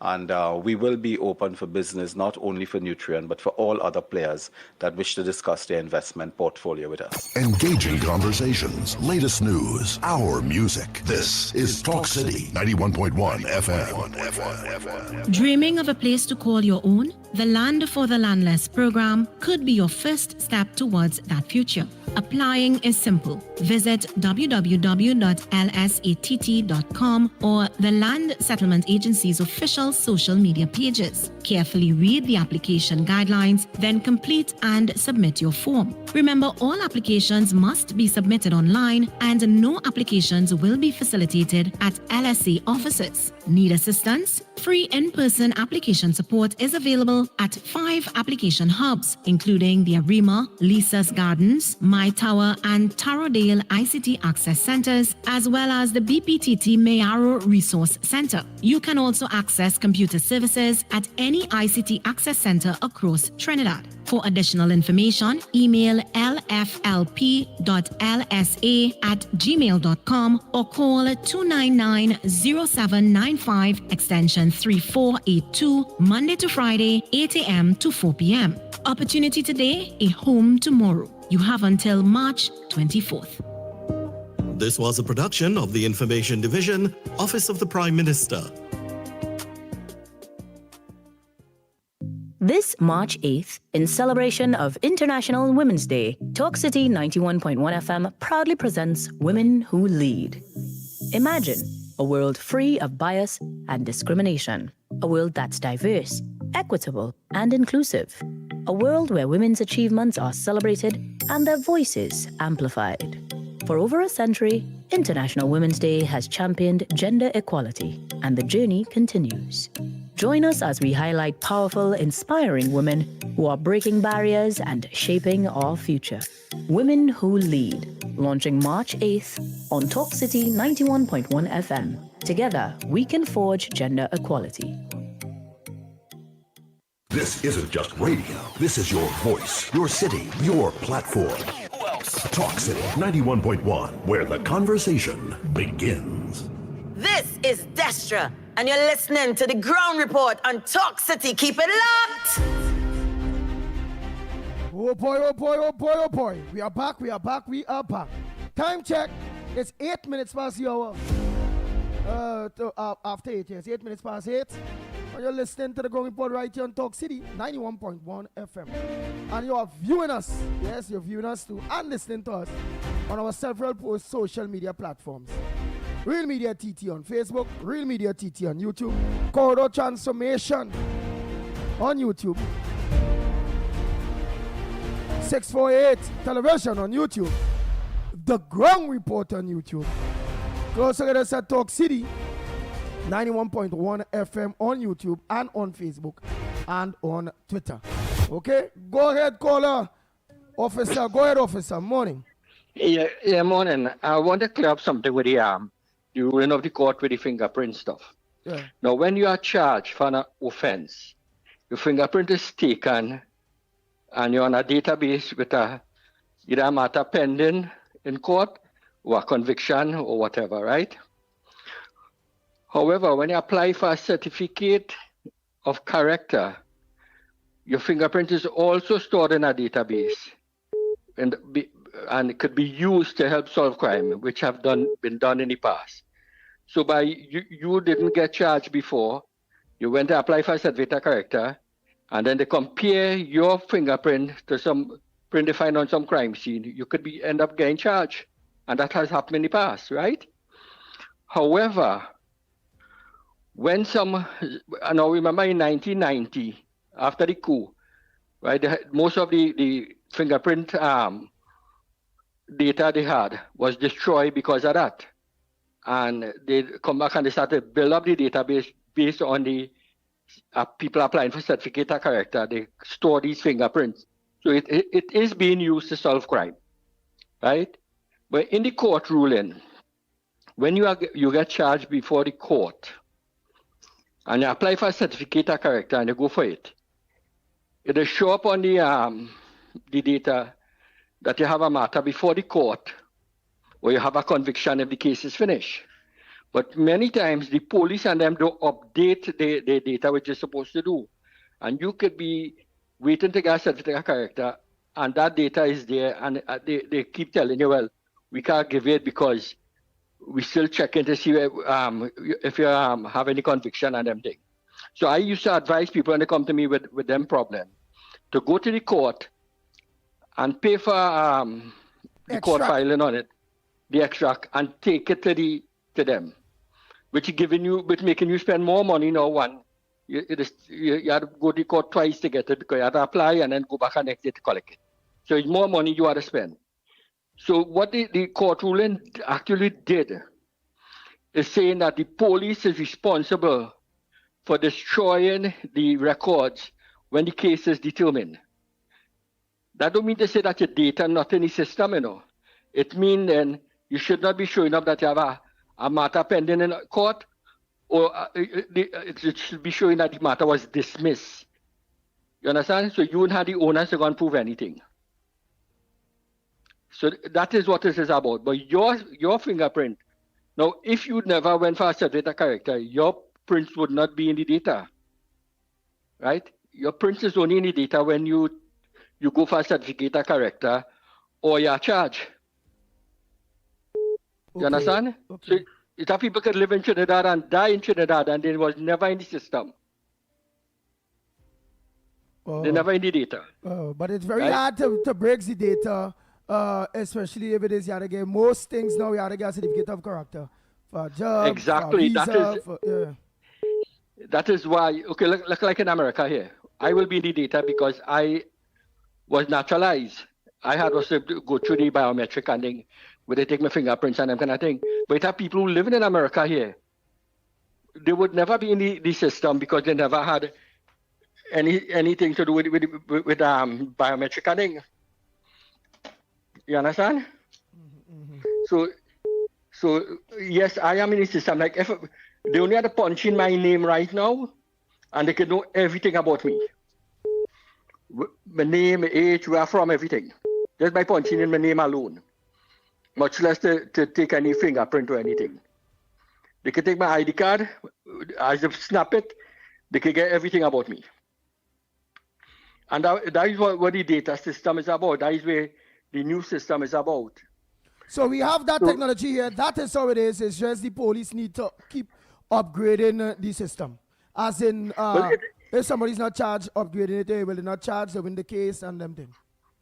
Yeah, they just have to remove the charges from the system and give them a clean bill of thing that they didn't have no charge pending and they never had a conviction. Okay. That's what it is about. And now but the police supposed to do that right here because that is part of the police work. But they have not been doing it for years. Although they say that they upgrade the system and they computerize it and all kind of, but they're not doing it. And this court ruling now make it law. So it is law. And if the police don't do it now, they disobey any law. You understand what happened now? Yep. Right. So the police can be held accountable for breaking the law to now. If they will ever do that. Okay, so the police should be held accountable for not updating the system because they're breaking the law. They're breaking the law because it's a court ruling now. Okay. You understand? Okay. So it is a court ruling and it is law now that they have to remove these matters when it is completed and it should not be showing up in the system no more. Right, but does the police have an arm within the administration of police to keep updated with cases and who lost, Okay, who win? let me put it this way. Every police station have what they call a clerk. All police stations have their record books on them, right? When they charge somebody, these things have to be updated. As the case get postponement, they have to keep updating it. That the charge book, that the case book. No, it's the computerized system it's supposed to go on to, right? But what's happening is that, like, what is happening in the past? The police working in the station, they update their own record when they go to court. They get the record updated in the station. Now, when the police officers then visit, they pull their books to check to make sure all these records are up to mark. You shouldn't have a postponement out, like your case was this week, last week. You shouldn't go in the station this week and see it have a postponement for last week. It's supposed to be upgraded to the next date. It's gone too. Right? But police have not been doing that. That is the problem that they're having. And because they're not doing it, you can't get proper record from the records in the police service. So this will force them to update the record. Okay. You understand? Okay. So it is forcing them to do the work, basically. Oh, so in real, what the magistrate or the judge really said there is here where it is. Why all the officers clean the people record. All you know, the case drop, do all your work, clean it. Don't be only have them coming for extract on we side there, thing. No, they do all the work. That's what it's saying. No, but and he put yourself in the position of a person who had a matter that is dismissed. Go on for a certificate character to get a job. Now you don't know it take months to get that, right? And here it is now. Every time you go back, they tell you, well, they're still tracing it because they see that a matter pending showing up, and you know the matter dismissed, and you don't know that you can get the work. Exactly, yeah. and you had to take the onus on you now to go and get a court extract to prove to them that the matter was dismissed. Wow, that should be, that should not be on you. That should be the police service supposed to have that at the fingertip. That should. Just think about it. How many people is going to court, and you hear the prosecutor telling the magistrate that they object to bail because the person have not been traced. Why the onus is on the person to have their thing traced? The police supposed to trace. The magistrate should not accept that. Once you charge somebody, you're supposed to trace them one time. Understand. You understand? You should, a man shouldn't be going to court and then the police using that excuse. Well, we object to bail because you have not been traced. That is not fair to the person. You understand? And then he had to be going to jail when he should have been getting bail and being outside. That is true. So a man is innocent until proven guilty. Exactly. So I am glad that something is finally being done. And people must understand. I'm glad too that they put in the laws of the land online so people could read it and understand the law. I know plenty of people wouldn't be able to understand it, but at least they could ask people for advice on it. And the system needed to correct itself now. So I'm glad that the judge did that, and I hope people understand what I explained to them. All right. Thank you very much. Very good explanation. Welcome. Very, very good.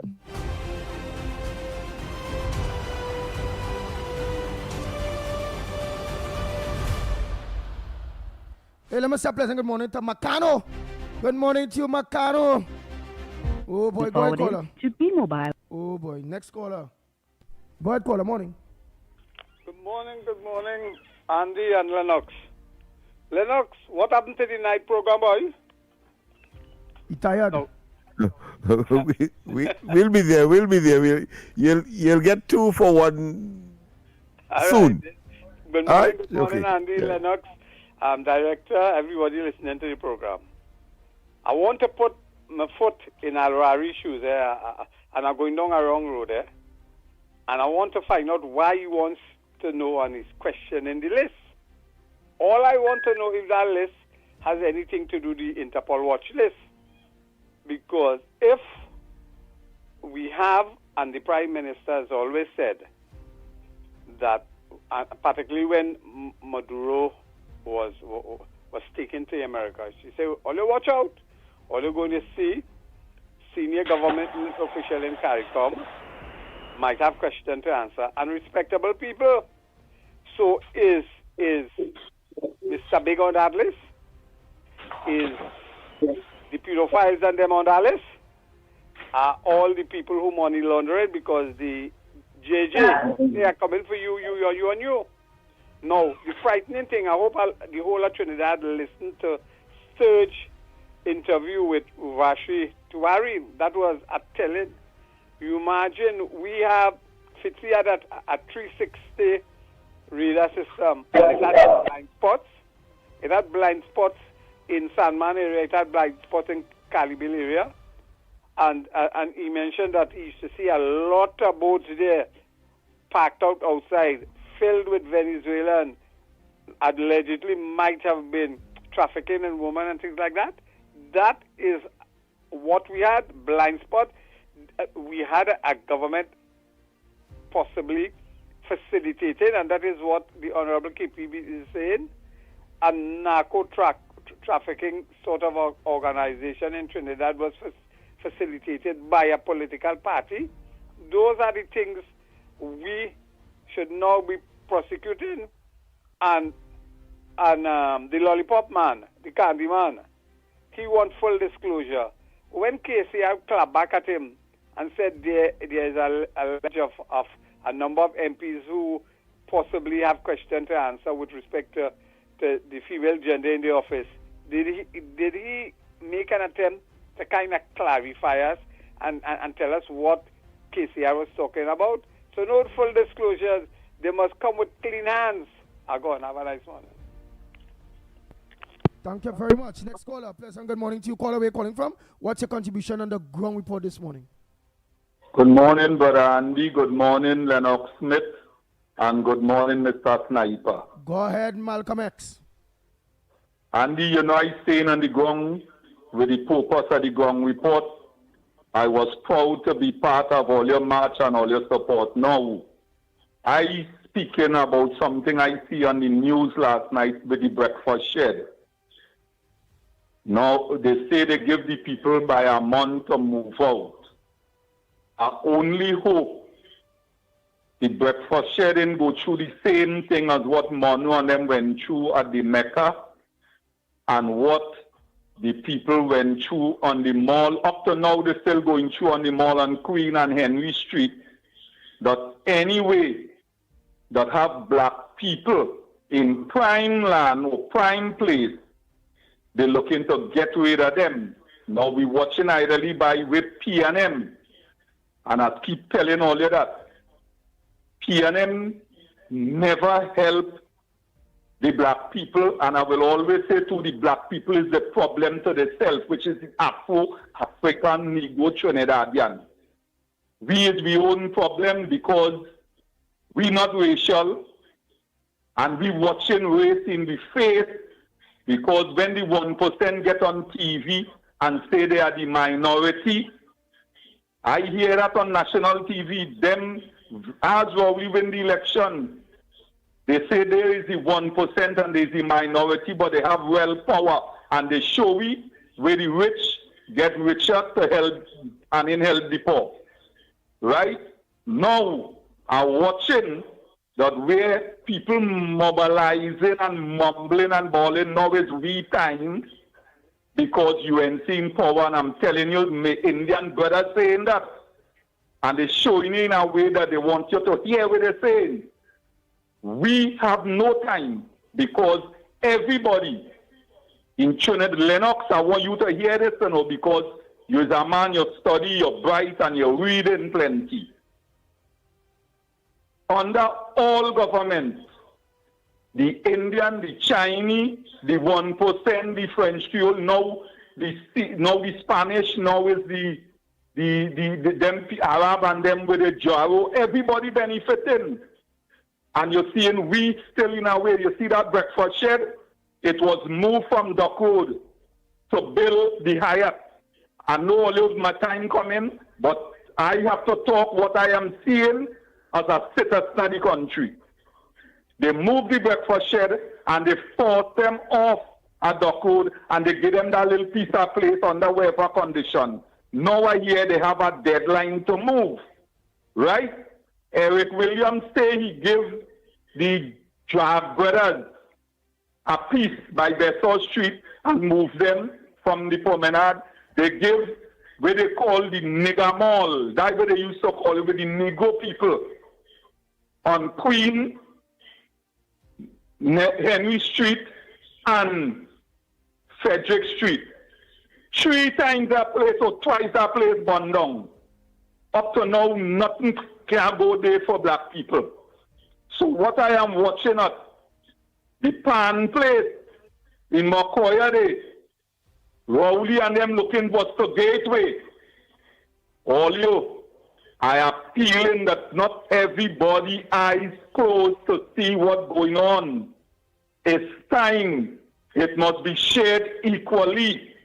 Just as how Caroni Limited been represented under all government to get where they're getting, I figure it's time. Well, not I ain't too okura with the whole breakfast shed issue, but I think breakfast shed is under Udicott, which is under Jolene John. So and you and Jolene John real good. I think you and Jolene John real good. Yeah. Listen, under Jolene John, far as I hear last night on the TV, some lawyer and some next man who representing them had some press conference yesterday, and they say they want to meet Ms. John too. And I know Jolene John, the Queen of Sheba, is across the board woman. Where the right is right, and I will say that. But they say the right to the board, the right to this one, and they're not getting no response. Hear what I am saying on the ground report as a member of the ground. The people there, don't move them, and all you have other people plan to go there, like all you do Manu and them down with the Mecca, because they give Manu real pressure with the Mecca. Have Joe Young about, Nunez and them was it. That was for culture show. And they take it, they gave him pressure, he couldn't get a road, he couldn't get nothing, they gave him real pressure with our land. Till he had to end up turning it over to some kind of half Chinese, or whoever it is gay. Now it have movie tongue, it have with price mat, it have all kind of thing they know. And Abu Bakr stand up for them land. They move Saleh up on our next land. So if all the prime place, black people must enjoy in this country, and they bring we here as slaves, all your enough is enough for now. Right, I gone.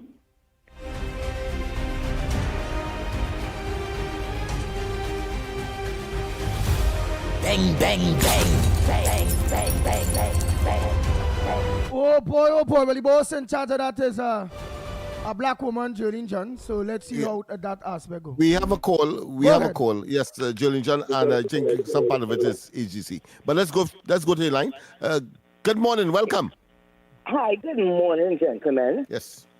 Malcolm X, respect to you. You always make a good contribution. But you know all what you're talking there about. Let us be real. Black people is the old worst enemy. You understand? PNM had them down for years. PNM never uplift the black man. You understand? Everything that had black in front of it, PNM keep down and destroy. You understand? And what did the people do? What did the people do? They never stood up for their rights. when you see people are being taken advantage of or oppressed, you have to come out in the streets and have massive demonstrations and fight for your rights, right? Did any black people in this country ever fight for their rights when PLM was oppressing them? No. They love PLM more than they love themselves. You understand? Let me keep it real. Let me keep it real. You understand? PLM, the people are responsible for what PLM did them. And as for the breakfast shed, you running a business. How you expect to run a business? And you don't pay light bills. You don't pay your rent. You just walk in a building there for free? It don't work so. People have to take responsibility and stop blaming other people for their wrongdoing. You understand? So all that you see happening to the so-called black people in business, who is to be blamed? Who is to be blamed? All you look in the mirror. Blessings.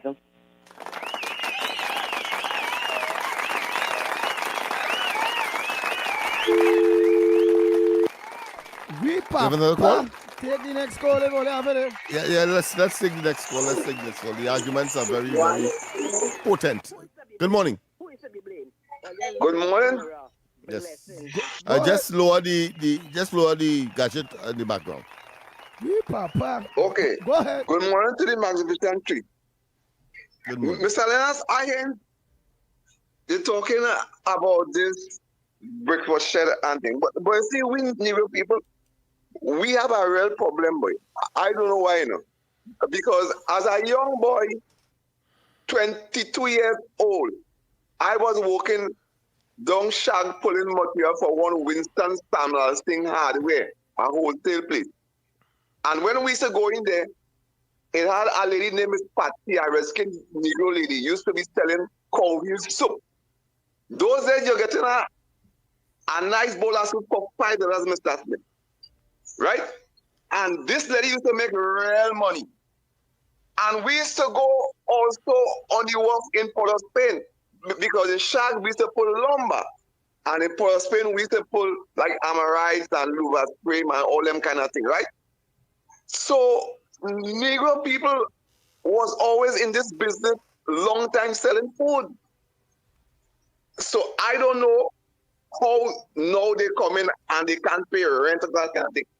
It's how you handle your business, right? And if you can't handle your business, that is the end result. So I wouldn't blame anybody for that, right? People have to know how the expenditure and the revenue is. But some people just like to hang their hat where the hand can reach. And when the business busts now, you want to blame other people and talk about black people this and black people that. But I believe we as black people have some problem, boy. I don't know how we just end up so. This is what I have to say this morning, gentlemen. Thank you. Well, I a black man, I don't like all I'm feeling, I'm feeling like I what, like I as a black man, I what, I useless. Let me take this call here, quick too, boy. Go ahead, caller. Good morning. Miss Woodbrook, I appreciate what you're saying. But if you listen to Malcolm X's speech from since this ground report I talking, I always saying we is the own problem. Because if Andy really want to remember, because Lennox don't remember nothing I saying, but if Andy want to remember what I saying, in Laventille, it had 3 African shops. And African people always had a problem with this one with our sofa, that one is cost too much, that one, and those support. And we support the Chinese, they support the Indian, they support everybody. So I always saying, we is we own problem. So I know now come. I realize we problem, we racial to we own self. You hear what I'm telling all you? This is Malcolm X speech. So who want to criticize? I don't criticize people's speech, But what I'm saying, you must listen good to my contribution when I'm making it. Black people, African in Trinidad, not in Grenada and Tobago and them place. In Trinidad, yeah, we is the own problem. I know that. All right, but let me ask something. Let me ask something on behalf of everybody now. right? Because Go ahead. the issue is the breakfast shed, and they have a time limit to leave. You did mention places like the drag malls that burn down and all those various things, and black people and having a problem in having prime property and all those various things. The breakfast shed is a prime property and they have to move. Reason given that they have to move is because they are not paying their rent. They ain't paid their rent for years. They ain't paying light bill, nothing, years and all those various things. Go ahead. Andy, last night I hear one of the ministers saying that the people say that they overpay some light bill and all. In everything, I just telling you what I listen to, right, on the news. What I am saying is the management at the place supposed to be responsible for the rent, the lights, and for where the people ain't paying for years. Just as the management for CPEP, and you know, Andy, Lennox and Trinidad and Tobago know, corruption in European start yesterday or 10 years. It's years, government go, government come, Europe have corruption. But it's the head of the snake. This is what I keep telling all you. Simple by AGC and all. You send home people, but the head of the snake, where the chairman and them could show you how much mismanagement, how much money in the that mismanaged and bad spend, simply national call you all about. And all who suffer is the layman underneath. The head of the snake still flourishing with the billions. That's what Malcolm X about. That's why it's time to lock up and jail and hang people. I gone. Okay, go ahead, Lennox Smith. I look like all they want to go for a quick break. No. He took the wind out of my sails, so to speak. Definitely. Because I was going to say that there is a regulatory. Those persons who are supposed to regulate, manage, they too must be held culpable.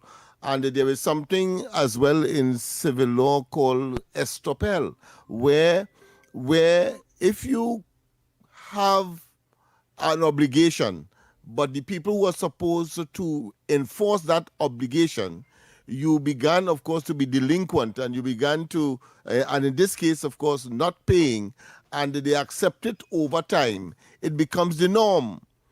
And if that was nipped in the bud, then, of course, the situation that these businesses found themselves in, these business owners found themselves, would not have been. They would have either been outside, they'd have been outside, or they would have had a viable business running all now. So, which means... So he's quite right.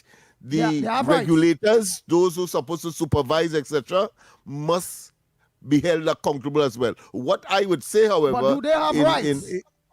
Do they have rights? Well, yeah, because of the concept of estoppel, you have allowed it to happen, and therefore what you can do is negotiate or generate some kind of write-off, for example, and start afresh, but making sure that they understand that you will hold them accountable. You will put the mechanism in place to make sure that they pay their responsibilities in order to move forward. That is what has to happen. All right, well, in other words, Trinidad and Tobago, because to make it even more clear for each and every one of you to understand the rights that they will have at the breakfast shed. And you know, Trinidad and Tobago, we have a squatting problem in Trinidad and Tobago, whether it's state land or private land. And if a private owner have land and they're not making their business, and somebody happen to go on that land, spend at least 18 years, and that owner ain't come and say nothing, that owner not aware of his private land, somebody living on it so long, the person now have rights of possession of that land in having occupied that land after a certain amount of period, which will go down in the same thing. Same do state land. State supposed to make sure if somebody knock up a 2x4, that it have people there to get them the notice, come off state land immediately.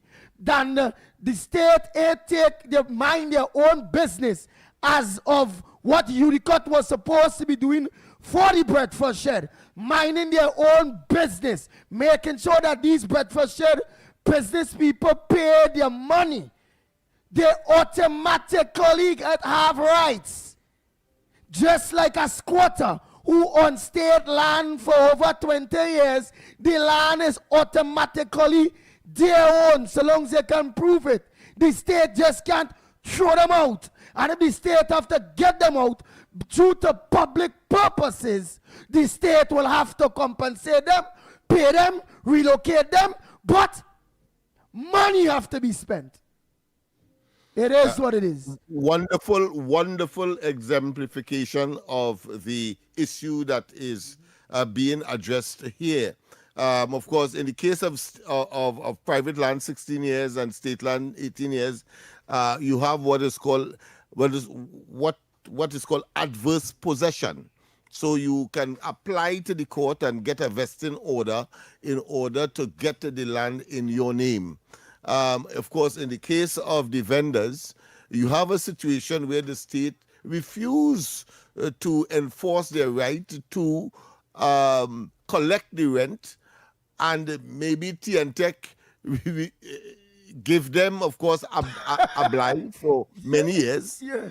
And now you want, after the horse has bolted and out of the stable, you're looking, of course, to try to grab at straws. No, you have to be humane.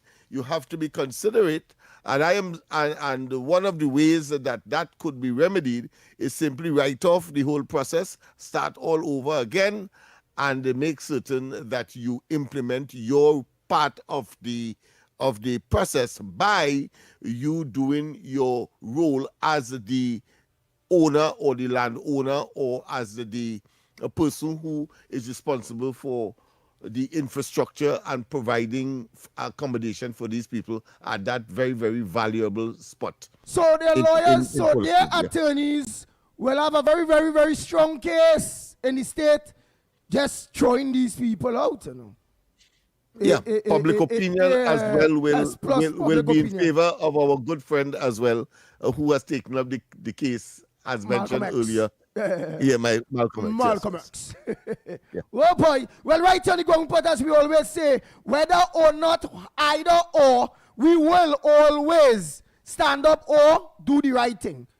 Don't matter what. Whether we support the UNC or not.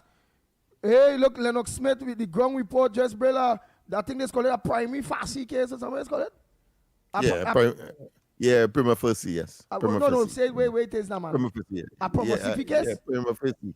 Prima facie, yes. Prima facie, yes. Prima facie. What kind of English on the face of it, on the face of it, it looks good. On the face of it, look good. But what's that means that bullshit thing, all the thing we think there. So all the talk we talk there. We ain't be like and they can still throw them out then. Because on the face of it.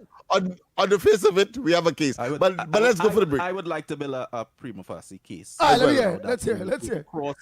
He's built a prima case to go for the break. Thus, it would reflect that I'm not doing my job. So I would just like to build my case. Everybody come legalistic, boy. But let's go for the break, and when we come back, more on this edition of the Ground Report. Imagine a gender-equal world. A world free of bias, stereotypes, and discrimination. A world that's diverse, equitable, and inclusive. A world where differences are valued and celebrated. This March 8th, in recognition of International Women's Day, Talk City 91.1 FM proudly launches Women Who Lead, a powerful feature highlighting dynamic women who are breaking barriers, leading with purpose, and shaping our nation's future.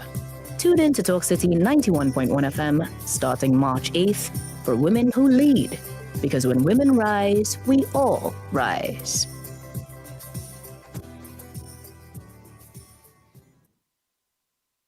More news, more access, more ways to stay informed. TTT News covers the stories that matter on air and online. Join us nightly at 7. TTT News, committed, accurate, relevant.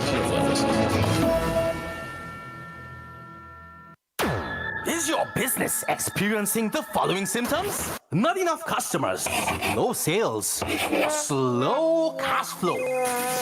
It's time for your business to be seen and heard by thousands of potential customers inside this new, exciting television and social media feature. Welcome. The 1020 with Junior K. Up for this exciting challenge and confident about your business? If you are, the 1020 feature is just for you. It's where you give your customers 10 reasons in 20 seconds why they should shop by you. This fun-filled feature will be captured, packaged, and aired on television and promoted on social media simultaneously. Small, medium, and large businesses call or WhatsApp 764-3378 or 313-4215. Let's feature your business. 1020 with Junior K. It's affordable, effective, and fun. Every morning begins with a story. The headlines you need. The voices you trust. The conversations shaping our nation. Welcome to Trinidad and Tobago Today, where your day starts informed and inspired. News that matters to you. Conversations that spark new ideas. Stories that move Trinidad and Tobago forward. Tune in weekdays, Monday to Friday at 6 a.m. or join the conversation on any smart device at TNT Today Show. Trinidad and Tobago Today. Start here, exclusively on TTT.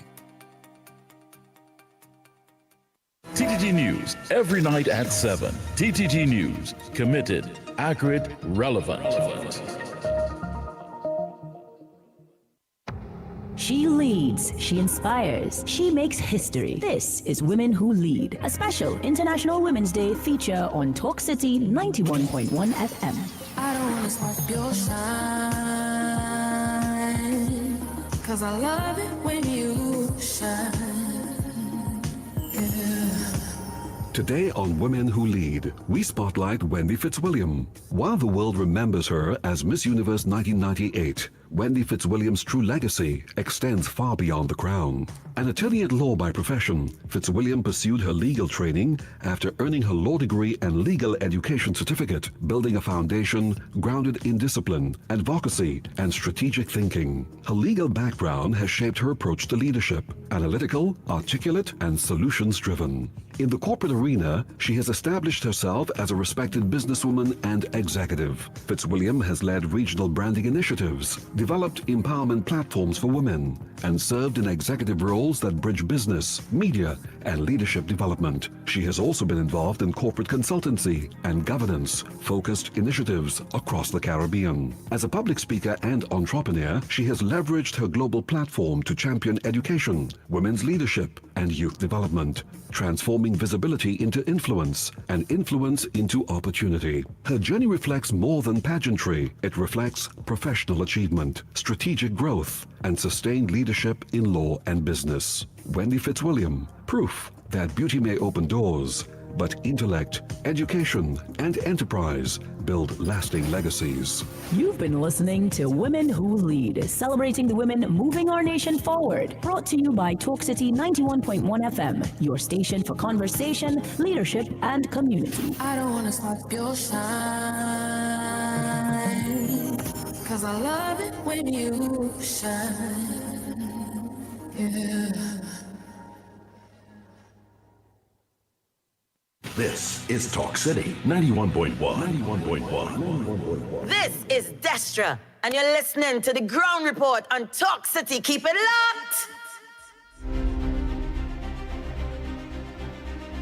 The Ground Report with Andy Williams and Lennox Smith.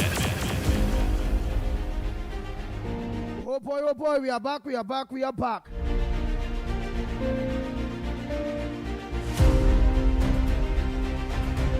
Malcolm X, so you have a business renting and you don't know you have to pay your bills, you contracting yourself? Or you're contradicting yourself? Why Lennox Smith is making excuses for delinquency?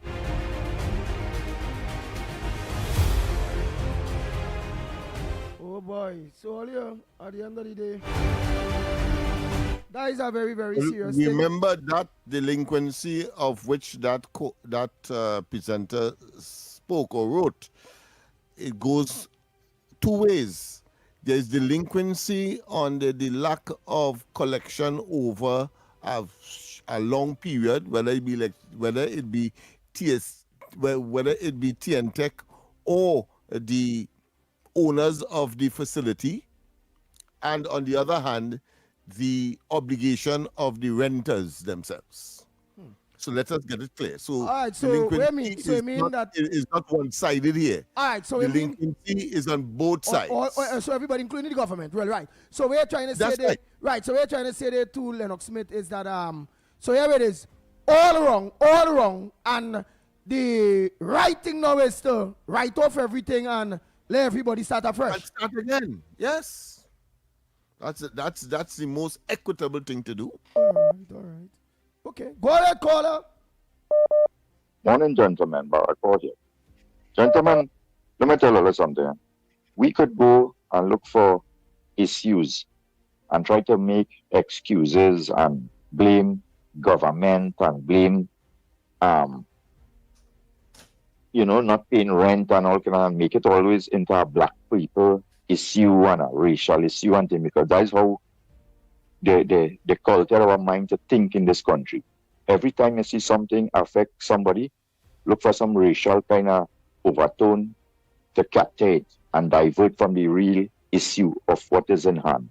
Now, when you had to look at this thing from the genesis of where it started and where we are today. Look where we are today.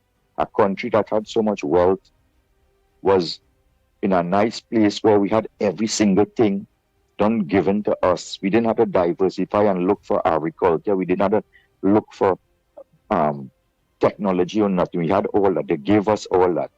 And we didn't know how to manage it and where we are today. From the time we became independent and we was governed by this government, and you look at the prison, you look at the homeless situation, you look at the people who live in HDC houses, you look at the people who were having children and not taking care of them, and it started small and it continued to grow and grow and grow. We had our Prime Minister come and make a public statement. He understand and he see that how the African people or the black people in Trinidad and Tobago not doing well. And now we reach a point now where things are so out of control that we're looking to blame everything else but ourselves in acknowledging a culture that has grown into something now that has been look embarrassing. And we're trying to look for excuse to blame everything. But these people and the grandparents of the people who made the children and didn't install culture and behavior and responsibility in them. These people come and make these children that we're dealing with now, who is looking at each other and killing you in broad daylight, shooting each other, fooling up, invading people's homes and all this kind of thing like that. And we're looking for excuse to blame everything else. What now you would say about the other set of ethnicity in the country that move on and elevated themselves and have become respectable, responsible, and life going in a different direction for them? Where is the Kafra Kambon and all these people who just portray themselves as savior for African people when they see all these things happening from ancient days now to now? They didn't have no opportunity to intervene and say, hey, here what things are looking good. We ain't looking good.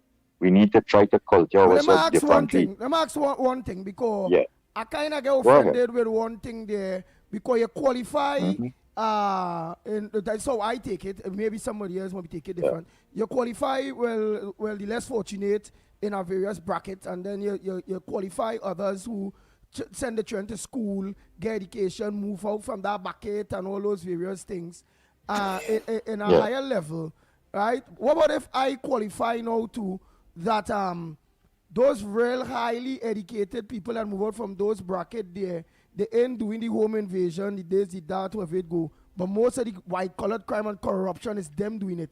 They get so bright that them doing worse. Well, to me, it's the same thing. A man killing somebody is the same thing to a man that thief and we are $100 million and getting away with it. So how would I qualify that those people that went to school to are doing heinous crimes to the country, but not the home invasions and the killing and the blue collar versus white collar. Yeah. What about that? Let me hear where's he take on that. Let me tell you something. In every society, crime plays a big role in it. Every society, no matter how perfect a country is and how perfect it is run, crime is an industry. Crime is a government on its own. So the opportunity would always be there.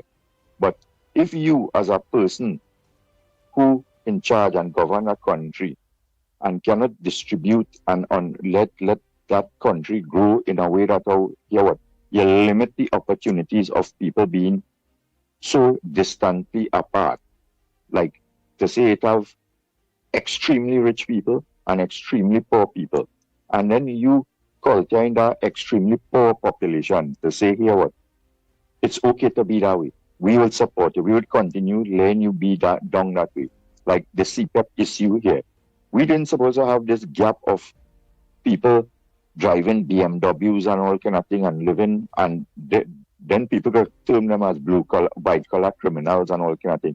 And then you have a big population of poor people living below the poverty line that when they jump and invade people's home and we calling them and label them as criminals, and then we say that the upper echelon, they are white-collar criminals.